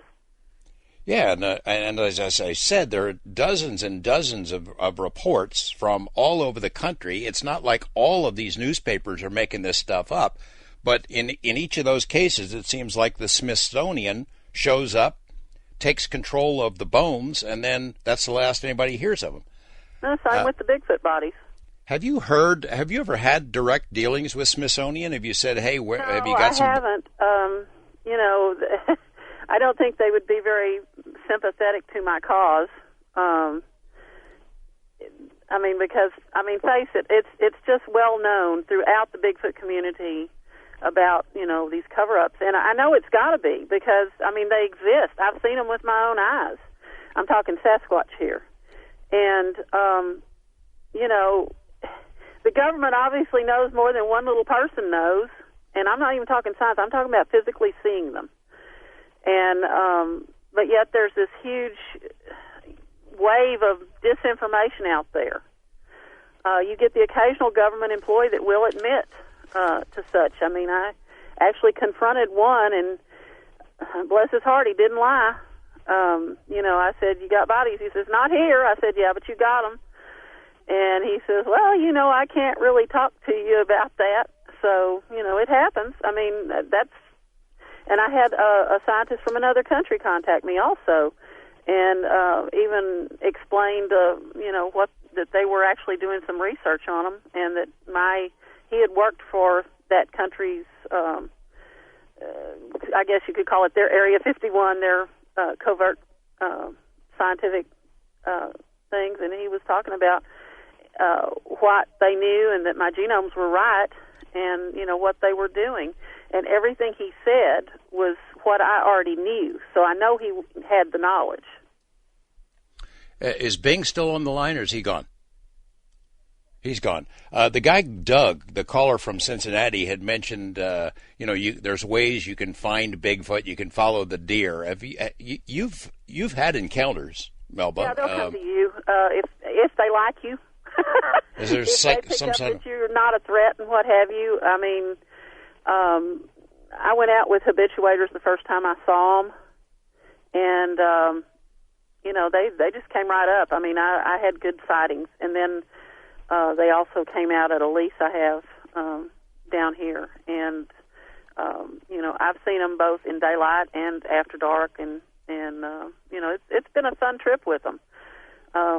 Some of the books, the stories in the books came from some of my field research with them. I don't call it field research; it's just playing with them, kind of. I consider them friendlies, and I have an affection for them. I can't help it. There's been some fun interaction. I know when you see these stories, you have a visceral reaction when you read these stories about hunters who are bragging about how they want to go out and bag one. I'm not fond of hunters anyway, unless they're hunting for food. I can understand if they hunt for food, but there's no other reason to hunt, in my opinion. Hunting for sport is vile. And I'm sure some people won't like that, but I don't care. And hunting a Bigfoot for sport. Well, that's another type of human. That's murder. Homicide. Let's go back to the phone lines. East of the Rockies, Ben in Chicago. Hi, Ben. You're on Coast to Coast AM. What's on your mind? Ben's gone? All right. How about Barry in Florida on the wild card line? Hey. Hello, George. Great work, as always. And Dr. Melba, I wanted to remind George that your last show with Mr. Politis, the little girl that was found said, "Doggy ate my hat." And Dr. Melba just mentioned that some of these beings that she had researched looked like a cross between a human and a dog or a wolf. Just wanted to see if you thought that was a possibility. And great work on your part, too, Dr. Melba. Thank you. I'm sure it's possible. There's too many. I mean, there's more Sasquatch reports than there are Dogman reports, but there are a lot of them out there, and they come from credible people. I'll throw a wrench in it. Just about 10 miles from where I live, there's been sightings of what they call Goat Man. And I know personally people that are of good character, that are pillars of the community, that wouldn't tell a lie if you paid them to, that have seen this thing. So there's weird stuff out there. And I'm not attempting to explain any of this away. I'm just saying that, you know, I don't discount people's stories anymore, because I didn't used to believe in Bigfoot. And when I got the DNA proof, that blew my mind, but it really got blown when I actually saw them. And so if they exist, then other things probably exist also. And knowing the people personally, and we're talking lots of people have seen this thing, you know, it's just not a stretch anymore. That we don't live in the world we think we do. It's just that simple. I've told this story before. Thank you for the call, Barry. I've told the story before. I think I might have shared it with you, Melba, the first time we met in person, about something that happened on the ranch in Utah, this ranch that was studied by the Bigelow National Institute for Discovery Science. My colleague Colum and I co-wrote a book about called Hunt for the Skinwalker, and one of the strangest stories, it was the only story that we considered leaving out of the book because it was so darn weird. We thought it was going to cast aspersions on the rest of the material. It was an incident reported by 2 Native American police officers who had come around the bend at night, and the headlights from their car caught 2 images on the dirt road leading into the ranch. It was 2 figures, standing up, wearing trench coats. They were smoking cigarettes, and they were looking in the direction of the ranch. These officers see these figures. They get out of the car, and they kind of look at each other, and the figures' faces turn around, and they're dogs. It's dog faces smoking cigarettes. The 2 officers are shocked. They looked at each other, turned back around, and they're gone. These figures are gone. They did find cigarette butts still lit in the dirt right where these figures had been seen, so they weren't imagining it. It's almost as if whatever this thing is, maybe it's many different things, that it can assume different shapes and just messes with us. Well, I wish somebody had kept the cigarette butts. We sure could have gotten the DNA. Yeah. Yeah. I don't know what to make of that stuff. You can't. I don't either. I mean, as a scientist, it's all fantasy to me, but, you know, when you see things you can't explain, you just don't know what to say. Let's go to Will in Madison, Wisconsin. Hi, Will. You're on with Dr. Ketchum. Oh, thank you for taking my call. When the Russian Slavs first began to migrate north into the land of the white Muromo Finn tribe, who were the indigenous natives in the Moscow area, they saw that they were tall, blonde. They had one of these tall, blonde giants in chains. And he spoke a tongue of the natives which they didn't understand. And also there's an interesting book. So if you put in Google white Indians and scroll down just a little bit, you'll come to the politics of white Indians. Very interesting. There were white blondes in both northern part of Europe and in the Americas.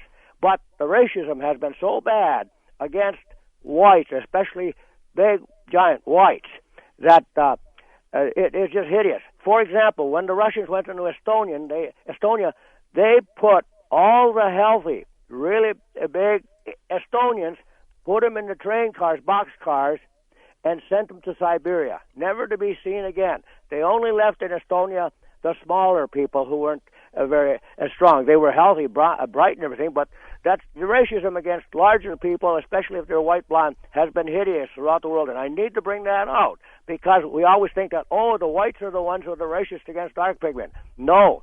In the past, it's been the other way around. In fact, it's been so bad that even when the Gauchis, they were rather large, blonde in Canary Islands there, they were made extinct by darker pigmented people. And the whites probably were involved in building the Great Pyramid of Egypt. And if you look, for example, in the Encyclopedia Britannica, the etiology of the word pyramid, they don't know what it is. I was fortunate to learn Finnish as a child. It's my mother language along with English. Pyramid is pyörä, wheel, mitta, measure. And that's what it means. It's a stone clock that measured the rate of rotation of the night star patterns, all 12 of them, takes 25,920 years for all of them. Hey, Will, we're getting way kind of off the path here if you want to bring it back around. The point is that the whites, there were whites a long time ago, and they've just been treated in an inhumane way. Let's hear from Dr. Ketchum on that. I guess it would, Melba, it would make, there's enough racism to go around in all directions, but I guess it would make sense that... What we're talking about doesn't have anything to do with racism. It just has to do with, what was here when and what are they? And, if there were Caucasian-type people here longer than, pre-Clovis, then eventually it'll come out as long as we can get some remains to test. What I was going to ask is whether or not there would have been reasons for Native Americans, indigenous tribes, to go ahead and kill off some tribe of really big people, regardless of the color of their skin or whatever. There might be all kinds of reasons for them to get rid of them or fear them. Like the red-headed giants, they were cannibalizing the children. I mean, if that's not a good reason to kill, I don't know what is. Right. We're going to go back to the phone lines after this break. Melba, I saw one little article that had been written about you. It says, is Dr. Melba Ketchum extracting DNA from a giant toddler's skull? Do you know what that one's about? A Peruvian mummy, I think, maybe? Yeah, that's one of the elongated skull. And we have DNA. We have some preliminary results on that. They were human, but there was we just did some screening on that with the regular forensic panel, and we did have some dropout, and we did have some, alleles that are not as common. So it'll be real interesting to be able to actually get a genome on that one. How many of those do you have, these skulls? Oh, we've got better than 10 samples of elongated skulls. We have a lot of them. Are they all from Peru, or are they all over the place? No, they're from Peru. And they're quite remarkable. I'll put it that way. We have, I have pictures, and the skull morphology is just not the same as ours. And using a headboard isn't going to do that. Okay, we'll talk about that a little bit on the other side. Then we'll go back to the phone lines. A lot of folks hanging on with questions for Dr. Melba Ketchum. If you're just tuning in, Richard Dewhurst was supposed to be here, but he's kind of missing in action. So if you run into him, tell him he was supposed to be on the radio. We'll be back with more in just a bit. We were trying to figure out rock songs about giants. Couldn't find many, but we came up with this one from a country song from Travis Tritt, talking about guys who are 10 feet tall. We all know people like that who think they're giants when they belt back a few cocktails or something. We're talking with Dr. Melba Ketchum about her research into Bigfoot DNA, giant DNA, and apparently you folks are fine with the fact that Richard Dewhurst is a no-show because the phone lines are full. When we come back, we'll jump right back into it with my guest here on Coast to Coast AM. Here's a headline from the New York Times, February 11th, 1902. The headline reads, New Mexico discovery, 12-foot giant found. And the text says, owing to the discovery of the remains of a race of giants in Guadalupe, New Mexico, archaeologists are preparing an expedition further to explore the region. This determination is based on the excitement that exists among the people of a scope of country near Mesa Rica, about 200 miles southeast of Las Vegas, New Mexico, where an old burial ground has been discovered that's yielded skeletons of enormous size, some of them Some of these skeletons 12 feet in length. Melba, that's the New York Times reporting that. I mean, where are those bones, and how can you seriously think that the Times made that story up? I mean, I just don't know what to make of reports like that, and there are a whole bunch of them. Oh, I know. That's what I'm saying. I mean, they obviously exist. I mean, and I've got, like I say, skeletal remains from giants. So, and they were not easily obtained, and actually, we had some kickback from the museum where we got the samples. Even they tried to say I didn't have them. I furnished them proof I did, and then they claimed they didn't have the donation that was made to get their cooperation. So, I mean, there's obviously something trying to cover something up, and I think it's because it's, like I said, I'll repeat, it's outside the normal paradigm, and not only that, you have these things do not fit so easily in evolution. At least the Sasquatch didn't, and I don't expect they will either. And that's the accepted thing that's taught in school these days as to our origins. And if it bucks against what's standard, it isn't very well received. Well, I'll tell you, the Coast listeners seem happy to have you here for an extended period because the phone lines are full. We're going to east of the Rockies, Barry in South Carolina. Hi, Barry. You're on with Dr. Ketchum. What's on your mind? Hello there, George. How are you, buddy? It's good old Barry in South Carolina. Good to hear from you. Okay, listen, one quick comment, then I got a good question for Melba. Okay. But listen, George, will you come streaking out of the Mojave Desert like a Scirocco? What is a Scirocco? It's a hot desert wind. A hot desert All wind. right. Okay, because I love your intro. Do you have to read that each time, or do you have it memorized by now? Yeah, I've pretty much got it down by now. Different variations of it, sure. Yeah. Okay, listen, hey, Melba, you sound like you might be from down south. Where are you from? I'm from Texas. Okay, that's about as far as you can get without going into Mexico. But listen, here, George, you might know something about this too. I'm sure y'all might remember Andre the Giant. He was a big professional wrestler with Hulk Hogan and those back in the 80s and 90s. I was lucky enough to meet him down in Tampa, Florida. Anyway, wonderful man, but he was a giant that looked like a deformed type of giant. He was 7 feet tall or something, over 7 feet. And I was wondering if they'd ever done any DNA tests on him, his blood or whatever, to see if he was some kind of relation to something else besides just plain Homo sapiens. Anyway, I'll go ahead and hang up, George. Great show. Keep it up, buddy. Love you to death. See you. All right, thanks, Barry. Thanks. That's an interesting question. Andre the Giant, he had something genetically going on, didn't he? Oh, it appeared to. I'm not aware of any testing. It's kind of a shame. I tell you who I'd really like to get some DNA on is that Russian fighter. I mean, that guy is huge and has the most pronounced brow ridge I've probably ever seen, even more so than Andre the Giant. And he's now gone into politics, but anybody that sees that man, he's amazing to look at. I guess the tallest human was a guy named, or American anyway, Robert Pershing Wadlow, sometimes called Alton the Giant or the Giant of Illinois. He was 8 feet 11 inches and weighed 490 pounds.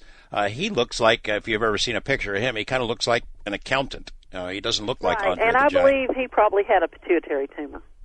Right. I believe he died pretty young, if I remember correctly. If we're thinking the same article. We sort of touched on this earlier very briefly, but I mean, that's an important distinction you need to make in digging into these kind of things to make sure that the sample that you're looking at isn't the result of an understandable and explainable human condition, right? Yes, and back decades ago, there wasn't surgery to treat these giants that had the pituitary tumors, so they usually died fairly young, in their 20s and what have you.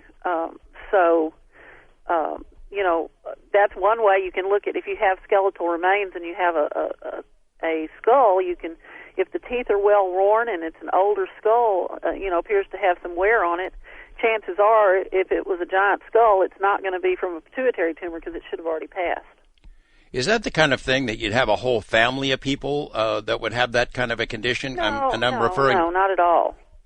I'm referring to sort of these Indian burial mounds where you've got 8, 9, 10 of them. Whole families. I thought you meant with the pituitary tumor if it was inherited. Well, yeah, I do mean that, but I mean as an explanation for when you've got a burial mound with 8 or 9 people and they're all over 7 feet tall, they don't all have a pituitary problem.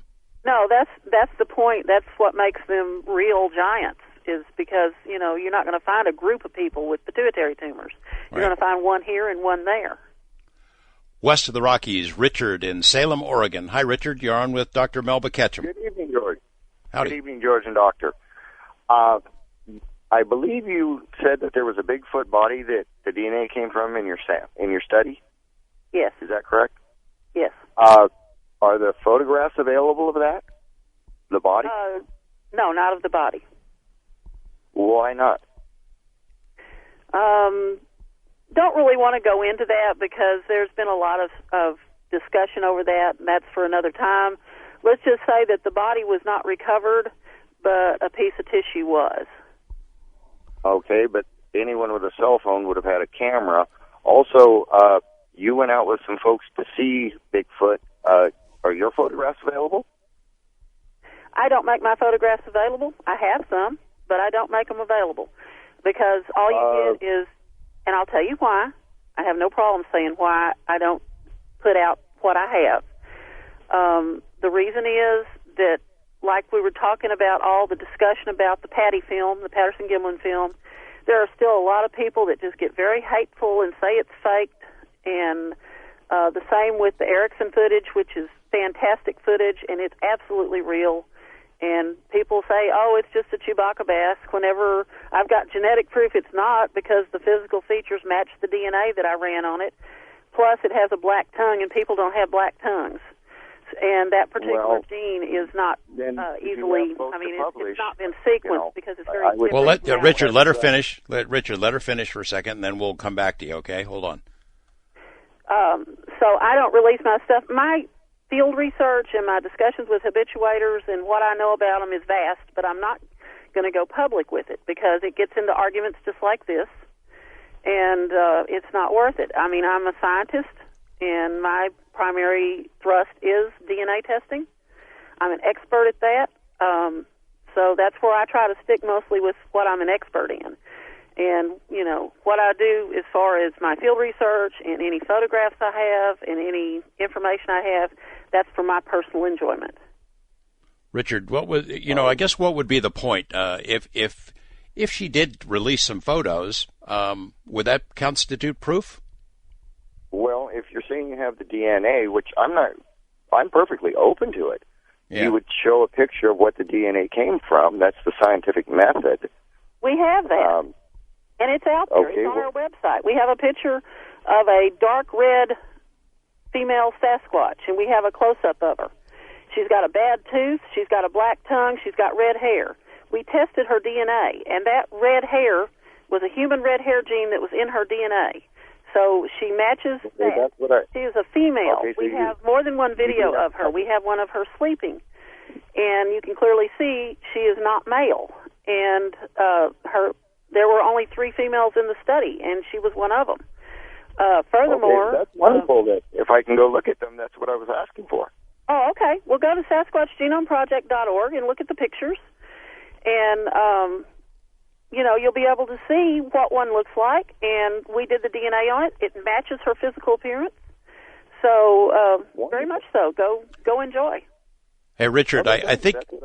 Thanks for the call. I think what it does is it sort of raises a delicate point in that you can tell that Melba has strong feelings about this because it doesn't really matter what photos or videos are released. They will be attacked, and some people are going to believe them, and some people wouldn't believe them no matter how good they are. That's pretty much what you're saying, right, Melba? Exactly, and so there's no point in just opening up more cans of worms whenever, the DNA is the DNA, and that's the best proof we have. When it supports a photo like it did in the case of the Erickson sample, then that's fabulous and wonderful because that is real proof. Those are rare cases, though, where you have a photo to go along with the DNA, right? Yes, and it took them 5 years to get it because they're wary. They don't want their pictures taken, and it was they worked long and hard to get those photographs. Do you sort of feel protective? Is that at least part of the reason you wouldn't release something like that? Part of it is that I am protective of them, in a sense. The ones around me, at least. I know there's bad ones out there, too, so people need to beware going in the woods. Dave Pilates has a point with his books, and you don't just go out in the woods by yourself. I don't believe, at least, not in these really rural areas, because there's bad ones and there's good ones. But, you have to give them the benefit of the doubt, just like any other human being would be given the benefit of the doubt. And hunting them and, all of this controversy, it only serves to tear down the science and to tear down their existence. So, I think that we stick with the science is the best way to go. Richard, thanks for the call. First-time caller Matthew in Illinois. Hi, Matthew. You're on with Melba. Hey, how you doing? All right. Top of the morning to you guys. Same to you. What's on your mind? Okay, well, Bigfoot, Sasquatch. It lives about in the woods, particularly. Where does this being live? I mean, I heard the gentleman speak about the tracks, the Indian, and things like that. It seems kind of primitive as far as we know it, as media and the television portrays. But what would be the ideal habitat for this being to live? Well, that's a good question. They live in any forested area, although they've been spotted in every state in the Union except Hawaii. So they can live anywhere because they're so good at concealment. But the higher number of sightings occurs where there's thicker woods, more wooded areas, because obviously there's more cover there, and so that's where you'll find them. And do they have nests? Do they sleep in trees or caves or all of the above, or do you know? In caves a lot of times, and sometimes in the open, like some of the video we've got on our SasquatchGenomeProject.org website is this one sleeping in the woods, and there's other places they go that are safe for them. So they're very careful about being found, and they're not that primitive. I can speak from experience on that. But just don't believe what you see on TV. That's why there's been no documentary whatsoever on my part, because I've turned down double digits of them because they want to make them out to be monsters. They want to make them out to be, all this controversy for ratings, and I'm not going to go there with my science because the science is what it is. And, it has to be a production, a documentary that would highlight the people that contributed the samples and their stories. Some of them have good video, and it has to be about, what we proved with the study, not that they're monsters and not that, we're going to go chasing in the woods after them, because that's not going to happen. They don't show up when you chase through the woods after them. Well, I've seen a lot of these Bigfoot shows. Seems like they're all the same. You get greenish nighttime video and people making noises in the woods and, hey, what was that sound? And sure sounds like a Bigfoot, and we never seems to pay off. They're not gonna come out for something like that. They will approach people occasionally, and when they do, it's because you're quiet, and they can read you. They have animal instincts as well as human instincts as well as high intelligence, and they know your intentions before you ever even get there. All right, let's go to Michael in Santa Rosa, California, on the wild card line. Hi, Michael. What's on your mind? We're going to take a break in about 3 minutes, so you might have to carry over depending on the length of your question, but you're on with Dr. Melba Ketchum. Great. Thank you, George. I want to say, number one, I absolutely love your show. I listen to it. I work night shifts, and I listen to it every night that I'm driving and doing patrols. Dr. Ketchum, I had a couple of questions for you, and I'll make them real fast. Question number one, I heard about the Dogman for quite some time. I had a friend in the military from Georgia, told me a little bit about it, and I saw a spoof on it on a Monster Quest. But regarding the Dogman, I was just curious if you might be able to reveal where you got the DNA from. Did it come from a finding like a piece of it, or was it the body? And the other question I had... It was hair from the car that hit it. Oh, I'm sorry, I didn't hear that. It was hair from the car that hit it. Oh, wow. I didn't. I guess I didn't hear that part of the show. I came in right in the middle of it. That was the very first of the show. George told the story. Got it. Yeah. Understood. Yeah, there was it's in a western state. At night, a vehicle that collided with something that looked like a dog standing on two legs, though. And about 1,000 pounds worth, from what I was told. That is impressive. The other question I had really quick is there's a video on the internet. It looks like older footage of a mother and a son in the snow with a snowmobile. Starts off, and later on they're driving in a truck, and they're videoing something they see in a field. And the little boy gets out with the camera to go and look at it, and then whatever it is looks like a big dog. It rushes them. And there's a lot of controversy and speculation as to whether it's real or whether it's hoaxed. And I was just wondering if you had a chance to look at that footage and what your professional opinion is. I have not seen it, and I don't comment on other people's stuff like that unless I have personal knowledge, because I'm not a video expert, and I think it would, be wrong for me to, comment on those types of things, because I need to keep it.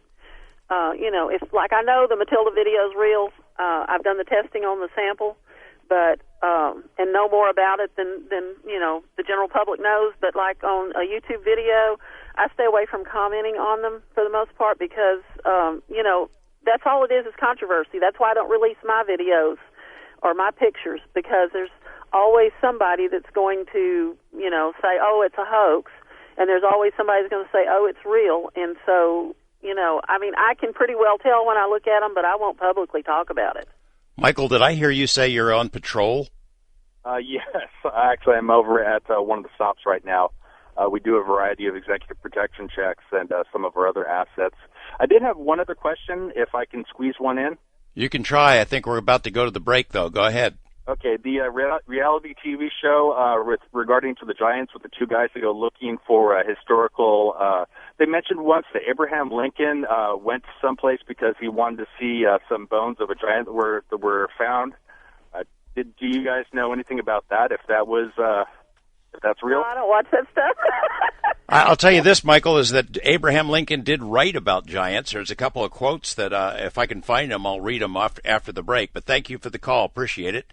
We're talking with Dr. Melba Ketchum about her research into DNA, looking for Sasquatch, looking for giants, looking for dogmen, and a variety of other kinds of beings. Interesting stuff. You seem to be interested because the phone lines are still full, and we'll take some calls right after this. The name of this song is Make Me Pure. It's clever stuff, insidious lyrics. It was a hit all over the world except here, so chances are you haven't heard it. It was not played on American radio. I mention it because the artist, Robbie Williams, is sort of one of us. He's a coaster, a coastee. He listens to the program religiously. He probably hears it every night, more often than I do, even when he's out on tour, such as right now. So if you're listening tonight, Rob, howdy from the U.S., and hope you're enjoying Dr. Melba Ketchum, who has agreed to stick around here tonight to talk about giants and Sasquatch and DNA. And the phone lines, as I mentioned before, are pretty much full, and we'll get right back to them after this on Coast to Coast AM.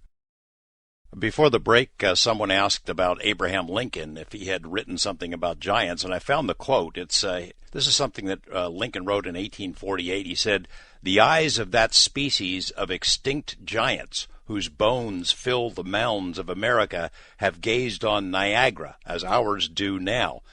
Some folks who don't want it to be about giants have come up with other explanations. Maybe he was talking about mammoths or mastodons or something like that, but it sounds to me like he was talking about giants, and you can put whatever spin you want to on it. Melba, before we go back to the phone lines, I had a thought. If you have DNA samples of a Sasquatch, we posted an article on Coast to Coast on the website tonight about attempts to revive woolly mammoths. using DNA that they've extracted from remains found at various places. I mean, theoretically, you could grow your own Sasquatch, couldn't you?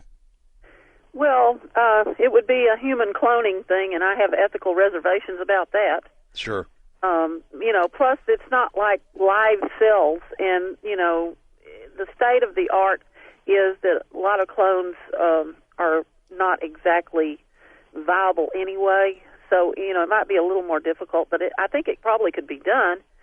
But you would have to use a human ovum and or egg, and I think to insert the DNA into. And I just think that's wrong on so many levels. That gets into all kinds of different. It just popped into my head during the break, so I was. Well, it's a good idea, and we've thought about it. And there were rumors that a university was trying to get a sample to do that with, but like I say, I don't know that it would work if they put it in a ape ovum as it is, because they're a type of people, but it just ethically and morally, I think, is repugnant.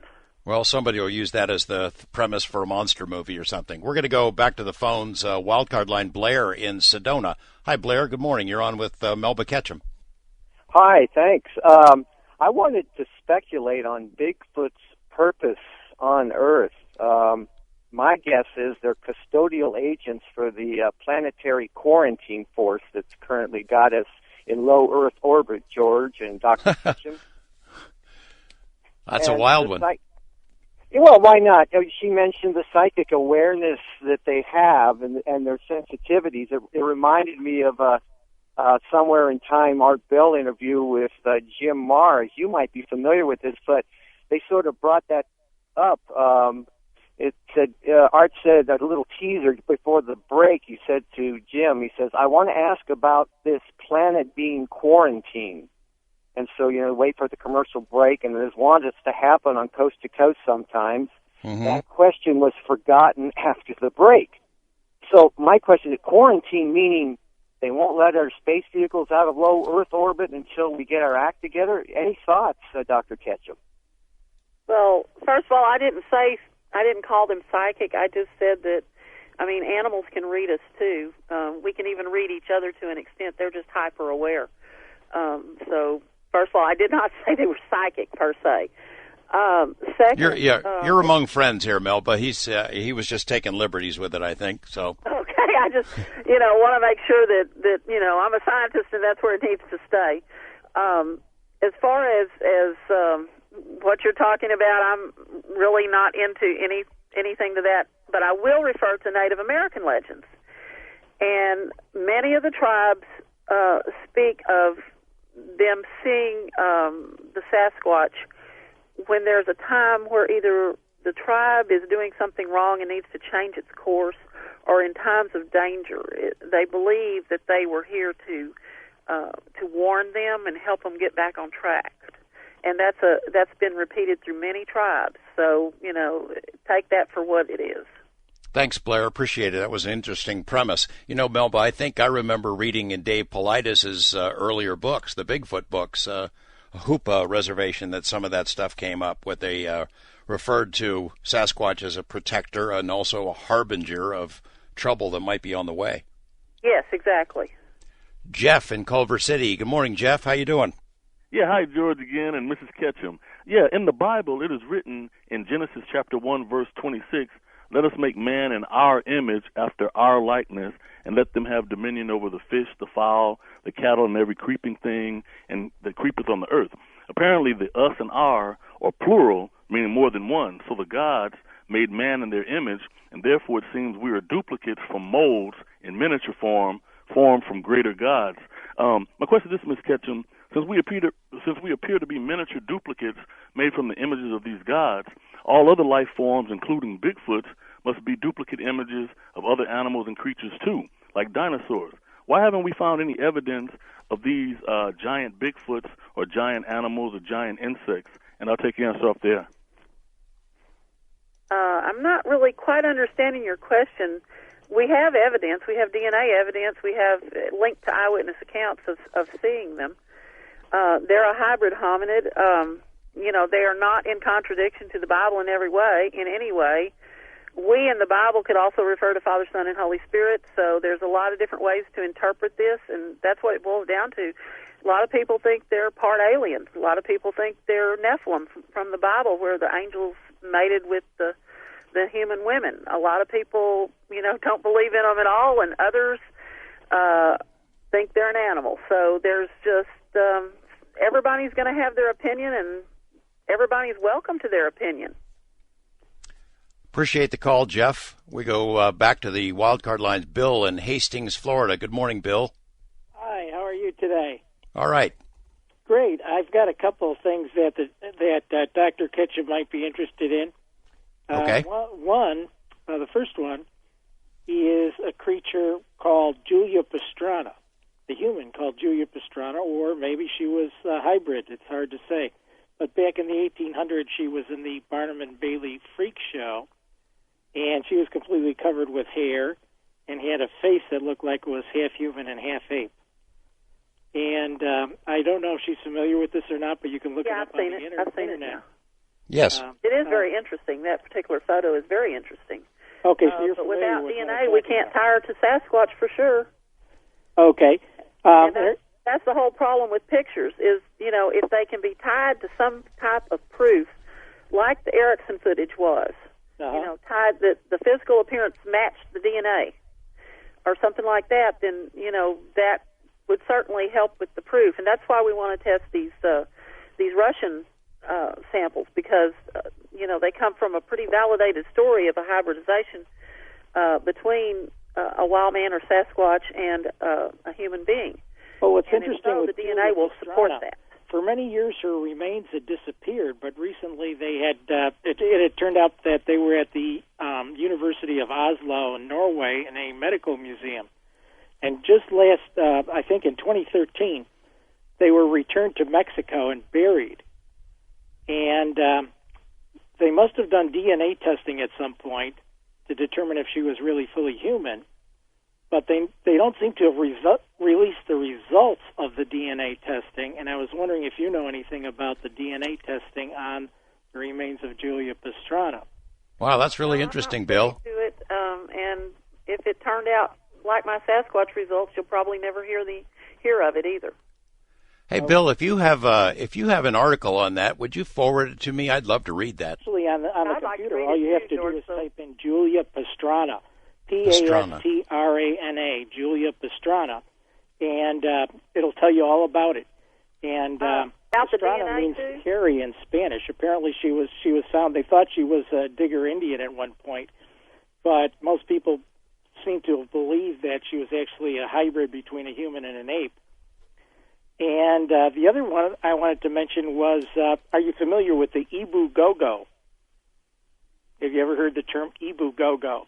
EBU. Somewhere, but I'm not pulling it up as far as what I read about it. It has to do with a creature called Homo floresiensis. Oh, now yeah. And this Homo floresiensis was a little 3-foot-tall ape man. We call them the Hobbit people. And they lived on the island of Flores in Indonesia. They only went extinct about 14,000 years ago. But they may have gone extinct far more recently than that. Or they may be the same creature that's been reported on some of these other islands like Sumatra, where they have the orang pendek. And you had mentioned the orang pendek earlier. The orang pendek could be the same creature as Homo floresiensis, but the natives on this island of Flores call it Ibu Gogo. 2 words, EBU, and then space G-O-G-O, Ibu Gogo. That was their native word for this creature. And you can look that up also on the internet, and they interview some of the people who live there, and they say that they only went extinct about 7 generations ago. And they hunted giant rats that lived on this island of Flores and a small type of elephant that lived on this, also on the Hey, island. Bill, thank you for bringing that up. Let's get some comments from Melba about it. Melba, one reason this is significant is because here's evidence that there was a species living there, might have been living there at the same time that modern humans were, And yet, supposedly we know everything about our planet. We didn't know that this one existed. No, and, their DNA is unique. So, that's why I made the comment. We don't live in the world we think we do.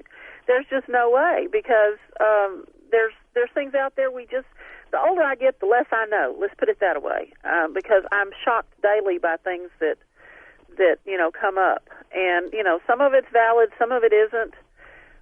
Some of it just leaves you with your mouth hanging open. And, there's lots of stories of, quote, little people.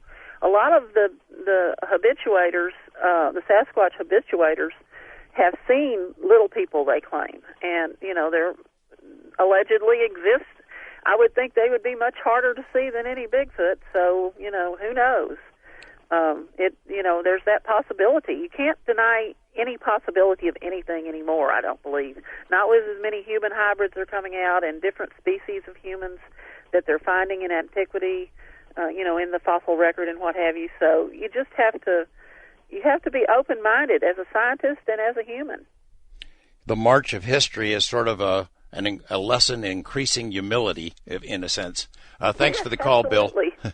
Thanks for the call, Bill. John in Thornton, Colorado. Hi, John. You're on with Dr. Melba Ketchum. John's gone. How about Jody in North Dakota?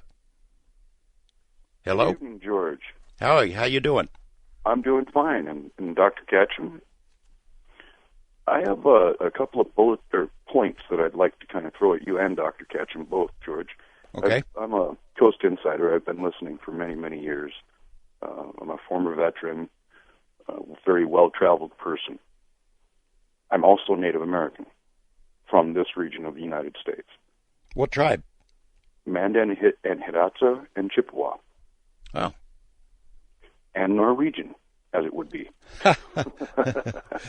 Okay. Dr. Ketchum, I applaud you in so many ways. I've listened to you many times. I like how you stand for these creatures, because these creatures are one step above us. They're not below us in the scale of things. They're one step above us in the scale of things. They're very sensitive creatures. They live in the woods. They live in the wilds of the woods. They're very prone to avoid humans. We are the most dangerous creature on the planet. That's true. And, they avoid us at all costs. The only interactions you're ever going to have with these creatures is by accident or from a telescopic lens. And with your stance, in staying with the scientific view of things, you're scientists. If anyone would skepticize what you do, challenge them this question: do you trust your doctor? If they trust their doctor, then they should have trust in you. You're an expert in what you do. He's an expert in what he's supposed to do. Again, I'm sorry.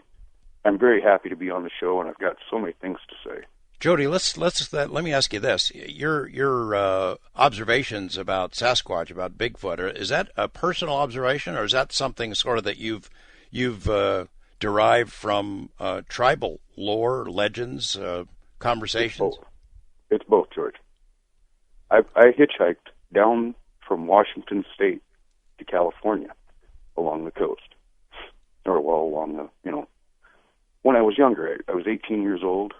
I hitchhiked down there in the quiets of the woods, on the highways, and I saw a lot of things. These creatures lurk in the woods just off the highways, everywhere. They see the vehicles go by. That's why they don't come around. We've blocked off all their routes that they used to follow through the tree lines.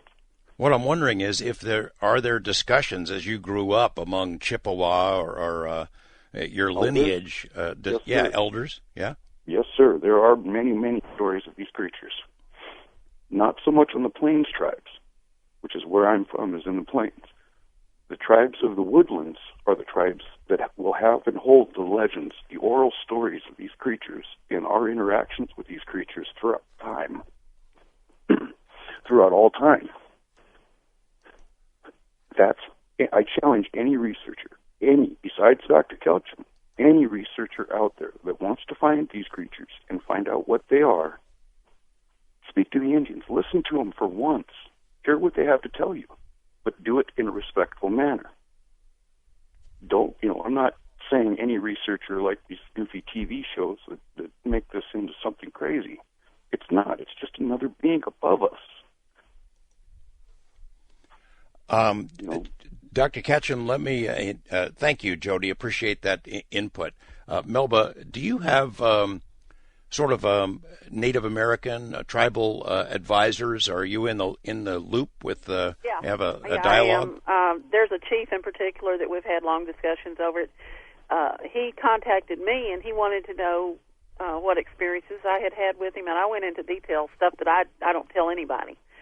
And he says, I know you're for real because you're telling me our tribal legends and what we know about them.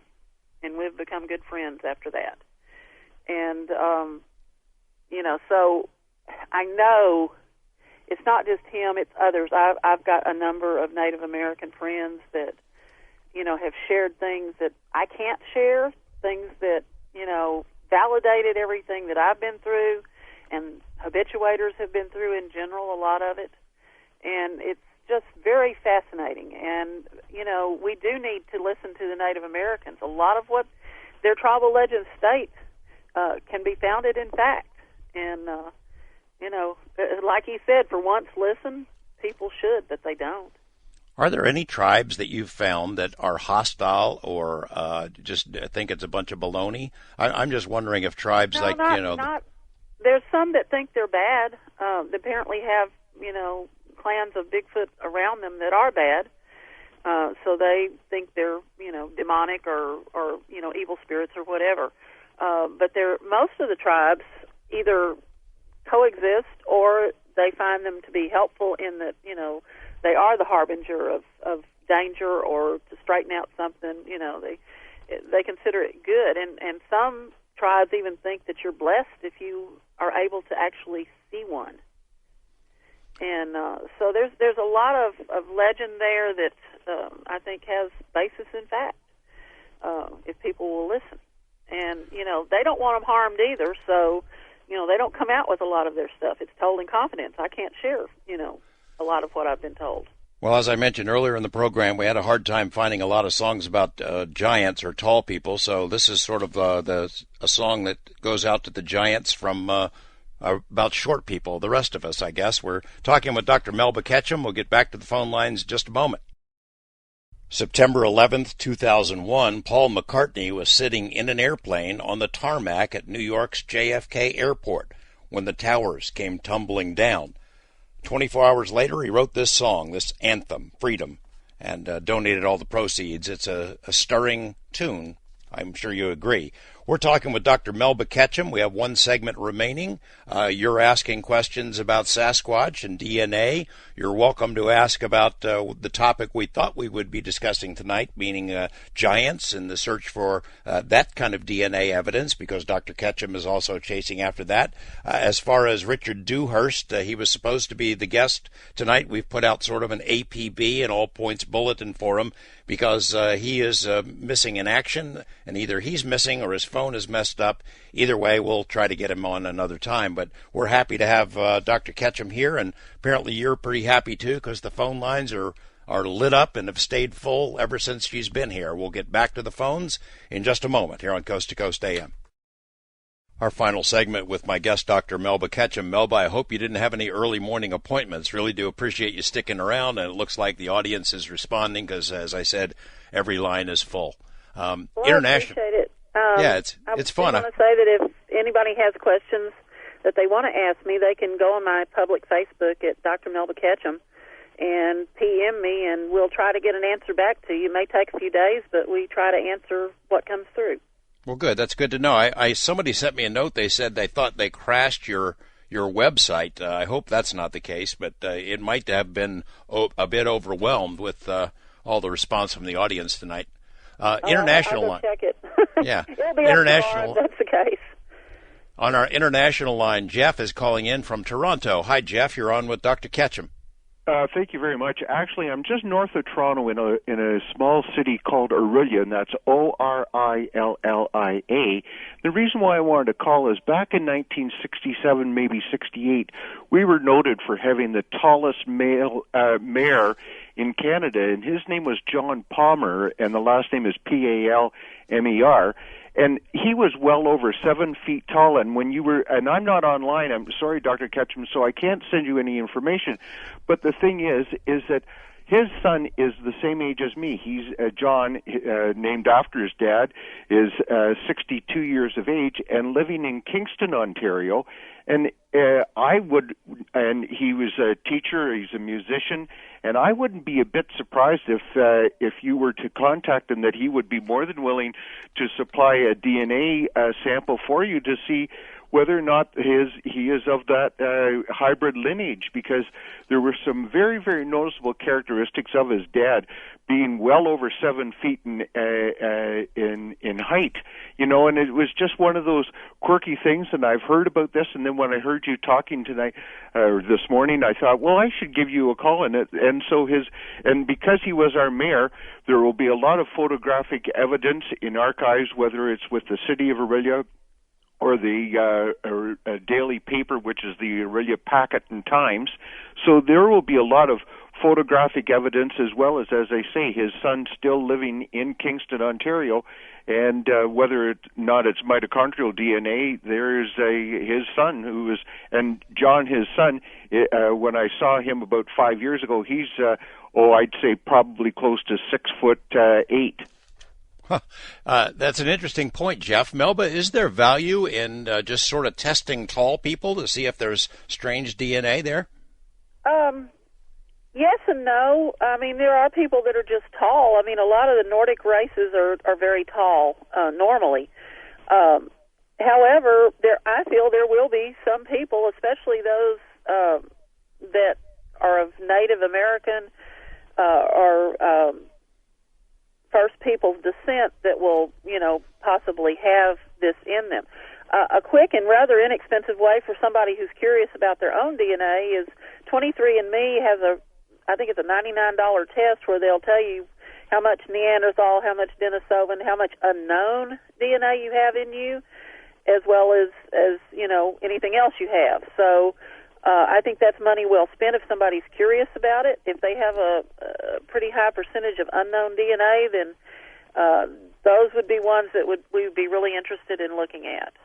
Oh, that's interesting. I had a test done. It was more for ancestry, native homeland kind of test. Sold is for ancestry, but you get with the 23andMe program, they do a lot of SNPs and they do nuclear, and so you get a broader view. Oh, it's fun though. It contains some surprises even for me. I'm not related to Sasquatch, but there were other surprises in there. Thanks, Jeff, for that call. East of the Rockies, Glenn in Texas. Hi, Glenn. You're on with Dr. Melba Ketchum. Hello, George. Hello, Dr. Ketchum. Howdy. I have 2 questions for you, Doctor, but I'd like to set them up. Okay. By the time I was in my teens, I had already read, 20-some-odd years of National Geographic, and I've continued that. And I've been an outfitter, a hunter, consider myself a naturalist. I think being alone is the only way to go out in the woods myself.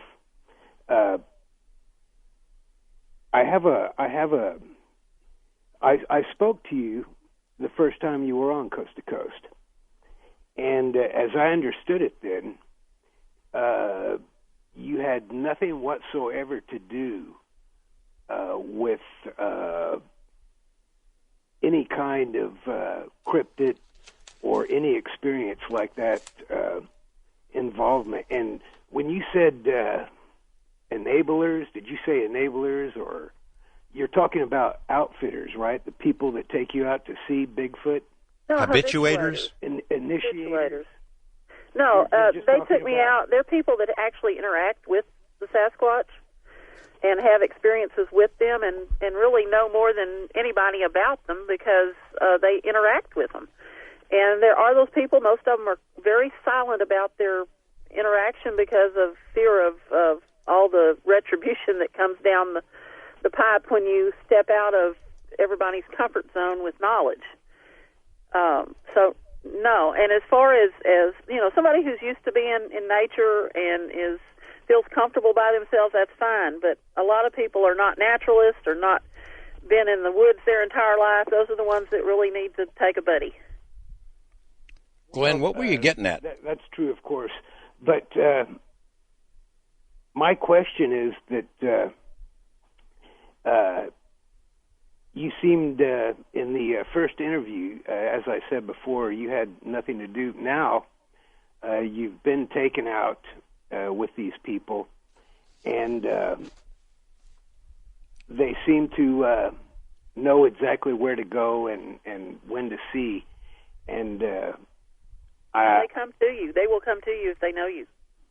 They will come to you. Well, my question is, first question is what? The counties and dates of the sightings. Oh, I won't reveal that because I will not. I will protect the Sasquatch. Oh, okay. And but I did not have any experience prior to that. Let's put it that way. I see. The paper was pretty well completed by the time I actually started having experiences with them. I see. I didn't even believe they existed when I started this. Yes, but I'm not a big computer person, but I am sitting in front of a 500 square foot library, so I'm not reading a paragraph or two about something and then thinking I'm an expert. I actually know what I'm talking about. And I know about outfitters and the people you're running around with, and I figure if they're trying to pass a bill to keep anybody from shooting a Bigfoot, it's probably so they'll have a free hand at doing what they're doing, whether it's honest or not. And my second question is, we all know giraffe come from the plains of Africa. Can you tell me where the chicken comes from? Does that have any relevance to what we're discussing here? No, it's just personal information that I'd like to know about you. I don't know where a chicken... I mean, there's chickens from antiquity. Where, for the first place one is mentioned in history, I don't know. I've never been one to study chickens. Thanks, Glenn. Appreciate the call. Interesting perspective. West of the Rockies, Teresa in Nevada County, California. Teresa, you're on with Dr. Ketchum. Hi, thanks for having me on. Sure. So my question, two questions to Melba. I know and have spent time with one of the people that submitted a sample to your original study, and we all had high hopes of what you would prove. Two other labs tested the same sample, and it came back black bear. It was and I'm wondering what you think of that. And my next see the pictures and tell it's a different sample. And that's why I don't even... Hold on a second. Hold on. Let's let Teresa finish what she's going to say, and then we'll jump in. Teresa, go ahead. Why you would ask the person that submitted the sample to destroy the rest of his sample. I never did that. Okay, so he's lying. Yes. Okay, so and you confirmed that his sample was a hybrid human Sasquatch. Very good sample, yes. Okay, so what about the other two labs that said it was black bear? They were right because of the fact, and let me make this very clear, it is not the same sample. And it is not the same sample visibly because there were pictures of it posted, and the hair is not the same texture nor length. It had fur underneath, and the Sasquatch samples do not have a fur undercoat that we have tested. So absolutely, physically, it is not the same sample. It did not test. We did double-blind studies on this. I extracted a sample. Another lab extracted a sample. We sent the samples in together to different labs. So I didn't even touch one of the samples, and the results were identical. Human mitochondrial DNA and a mixture of human and unknown DNA in the nuclear DNA. So I am very confident of the results because we were able to test that sample in tandem without me laying hands on one of the samples from the same piece of tissue. So that of all the samples, and there's a lot of proof that I put onto the Sasquatch Genome Project website that will show you exactly what I'm talking about. It will show you the actual sequences obtained. And like I say, I'm absolutely positive of the results on that. I am absolutely disgusted of the things that have been said. It's back to, what George was discussing early on about the problems with the Bigfoot community. And just absolutely not true. Teresa, are you saying that the guy who submitted the sample was told that 2 labs said it was a bear? Yes. And is this somebody Yes. you know well? And so Yes. Melba, I have you spent a lot heard? of time with him. Yes. So Melba, have you heard this before? That Oh, absolutely. That's why there's a whole page dedicated to it on the website to debunk these claims. so what the you're saying then is the person. I'm sorry, I'm not going to say its name. I almost did.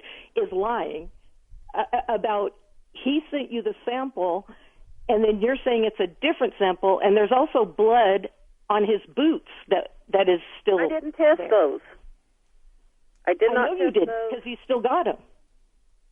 Huh? But I'm confused of why you say that it's a different piece of flesh. They that sent was a sent tissue to you. sample from a black bear to 2 different labs to debunk my study. My understanding, and this is just my understanding, is that he was afraid he was going to get, booked for homicide when it came out human on the mitochondrial DNA. I don't know. That's just what I've been told.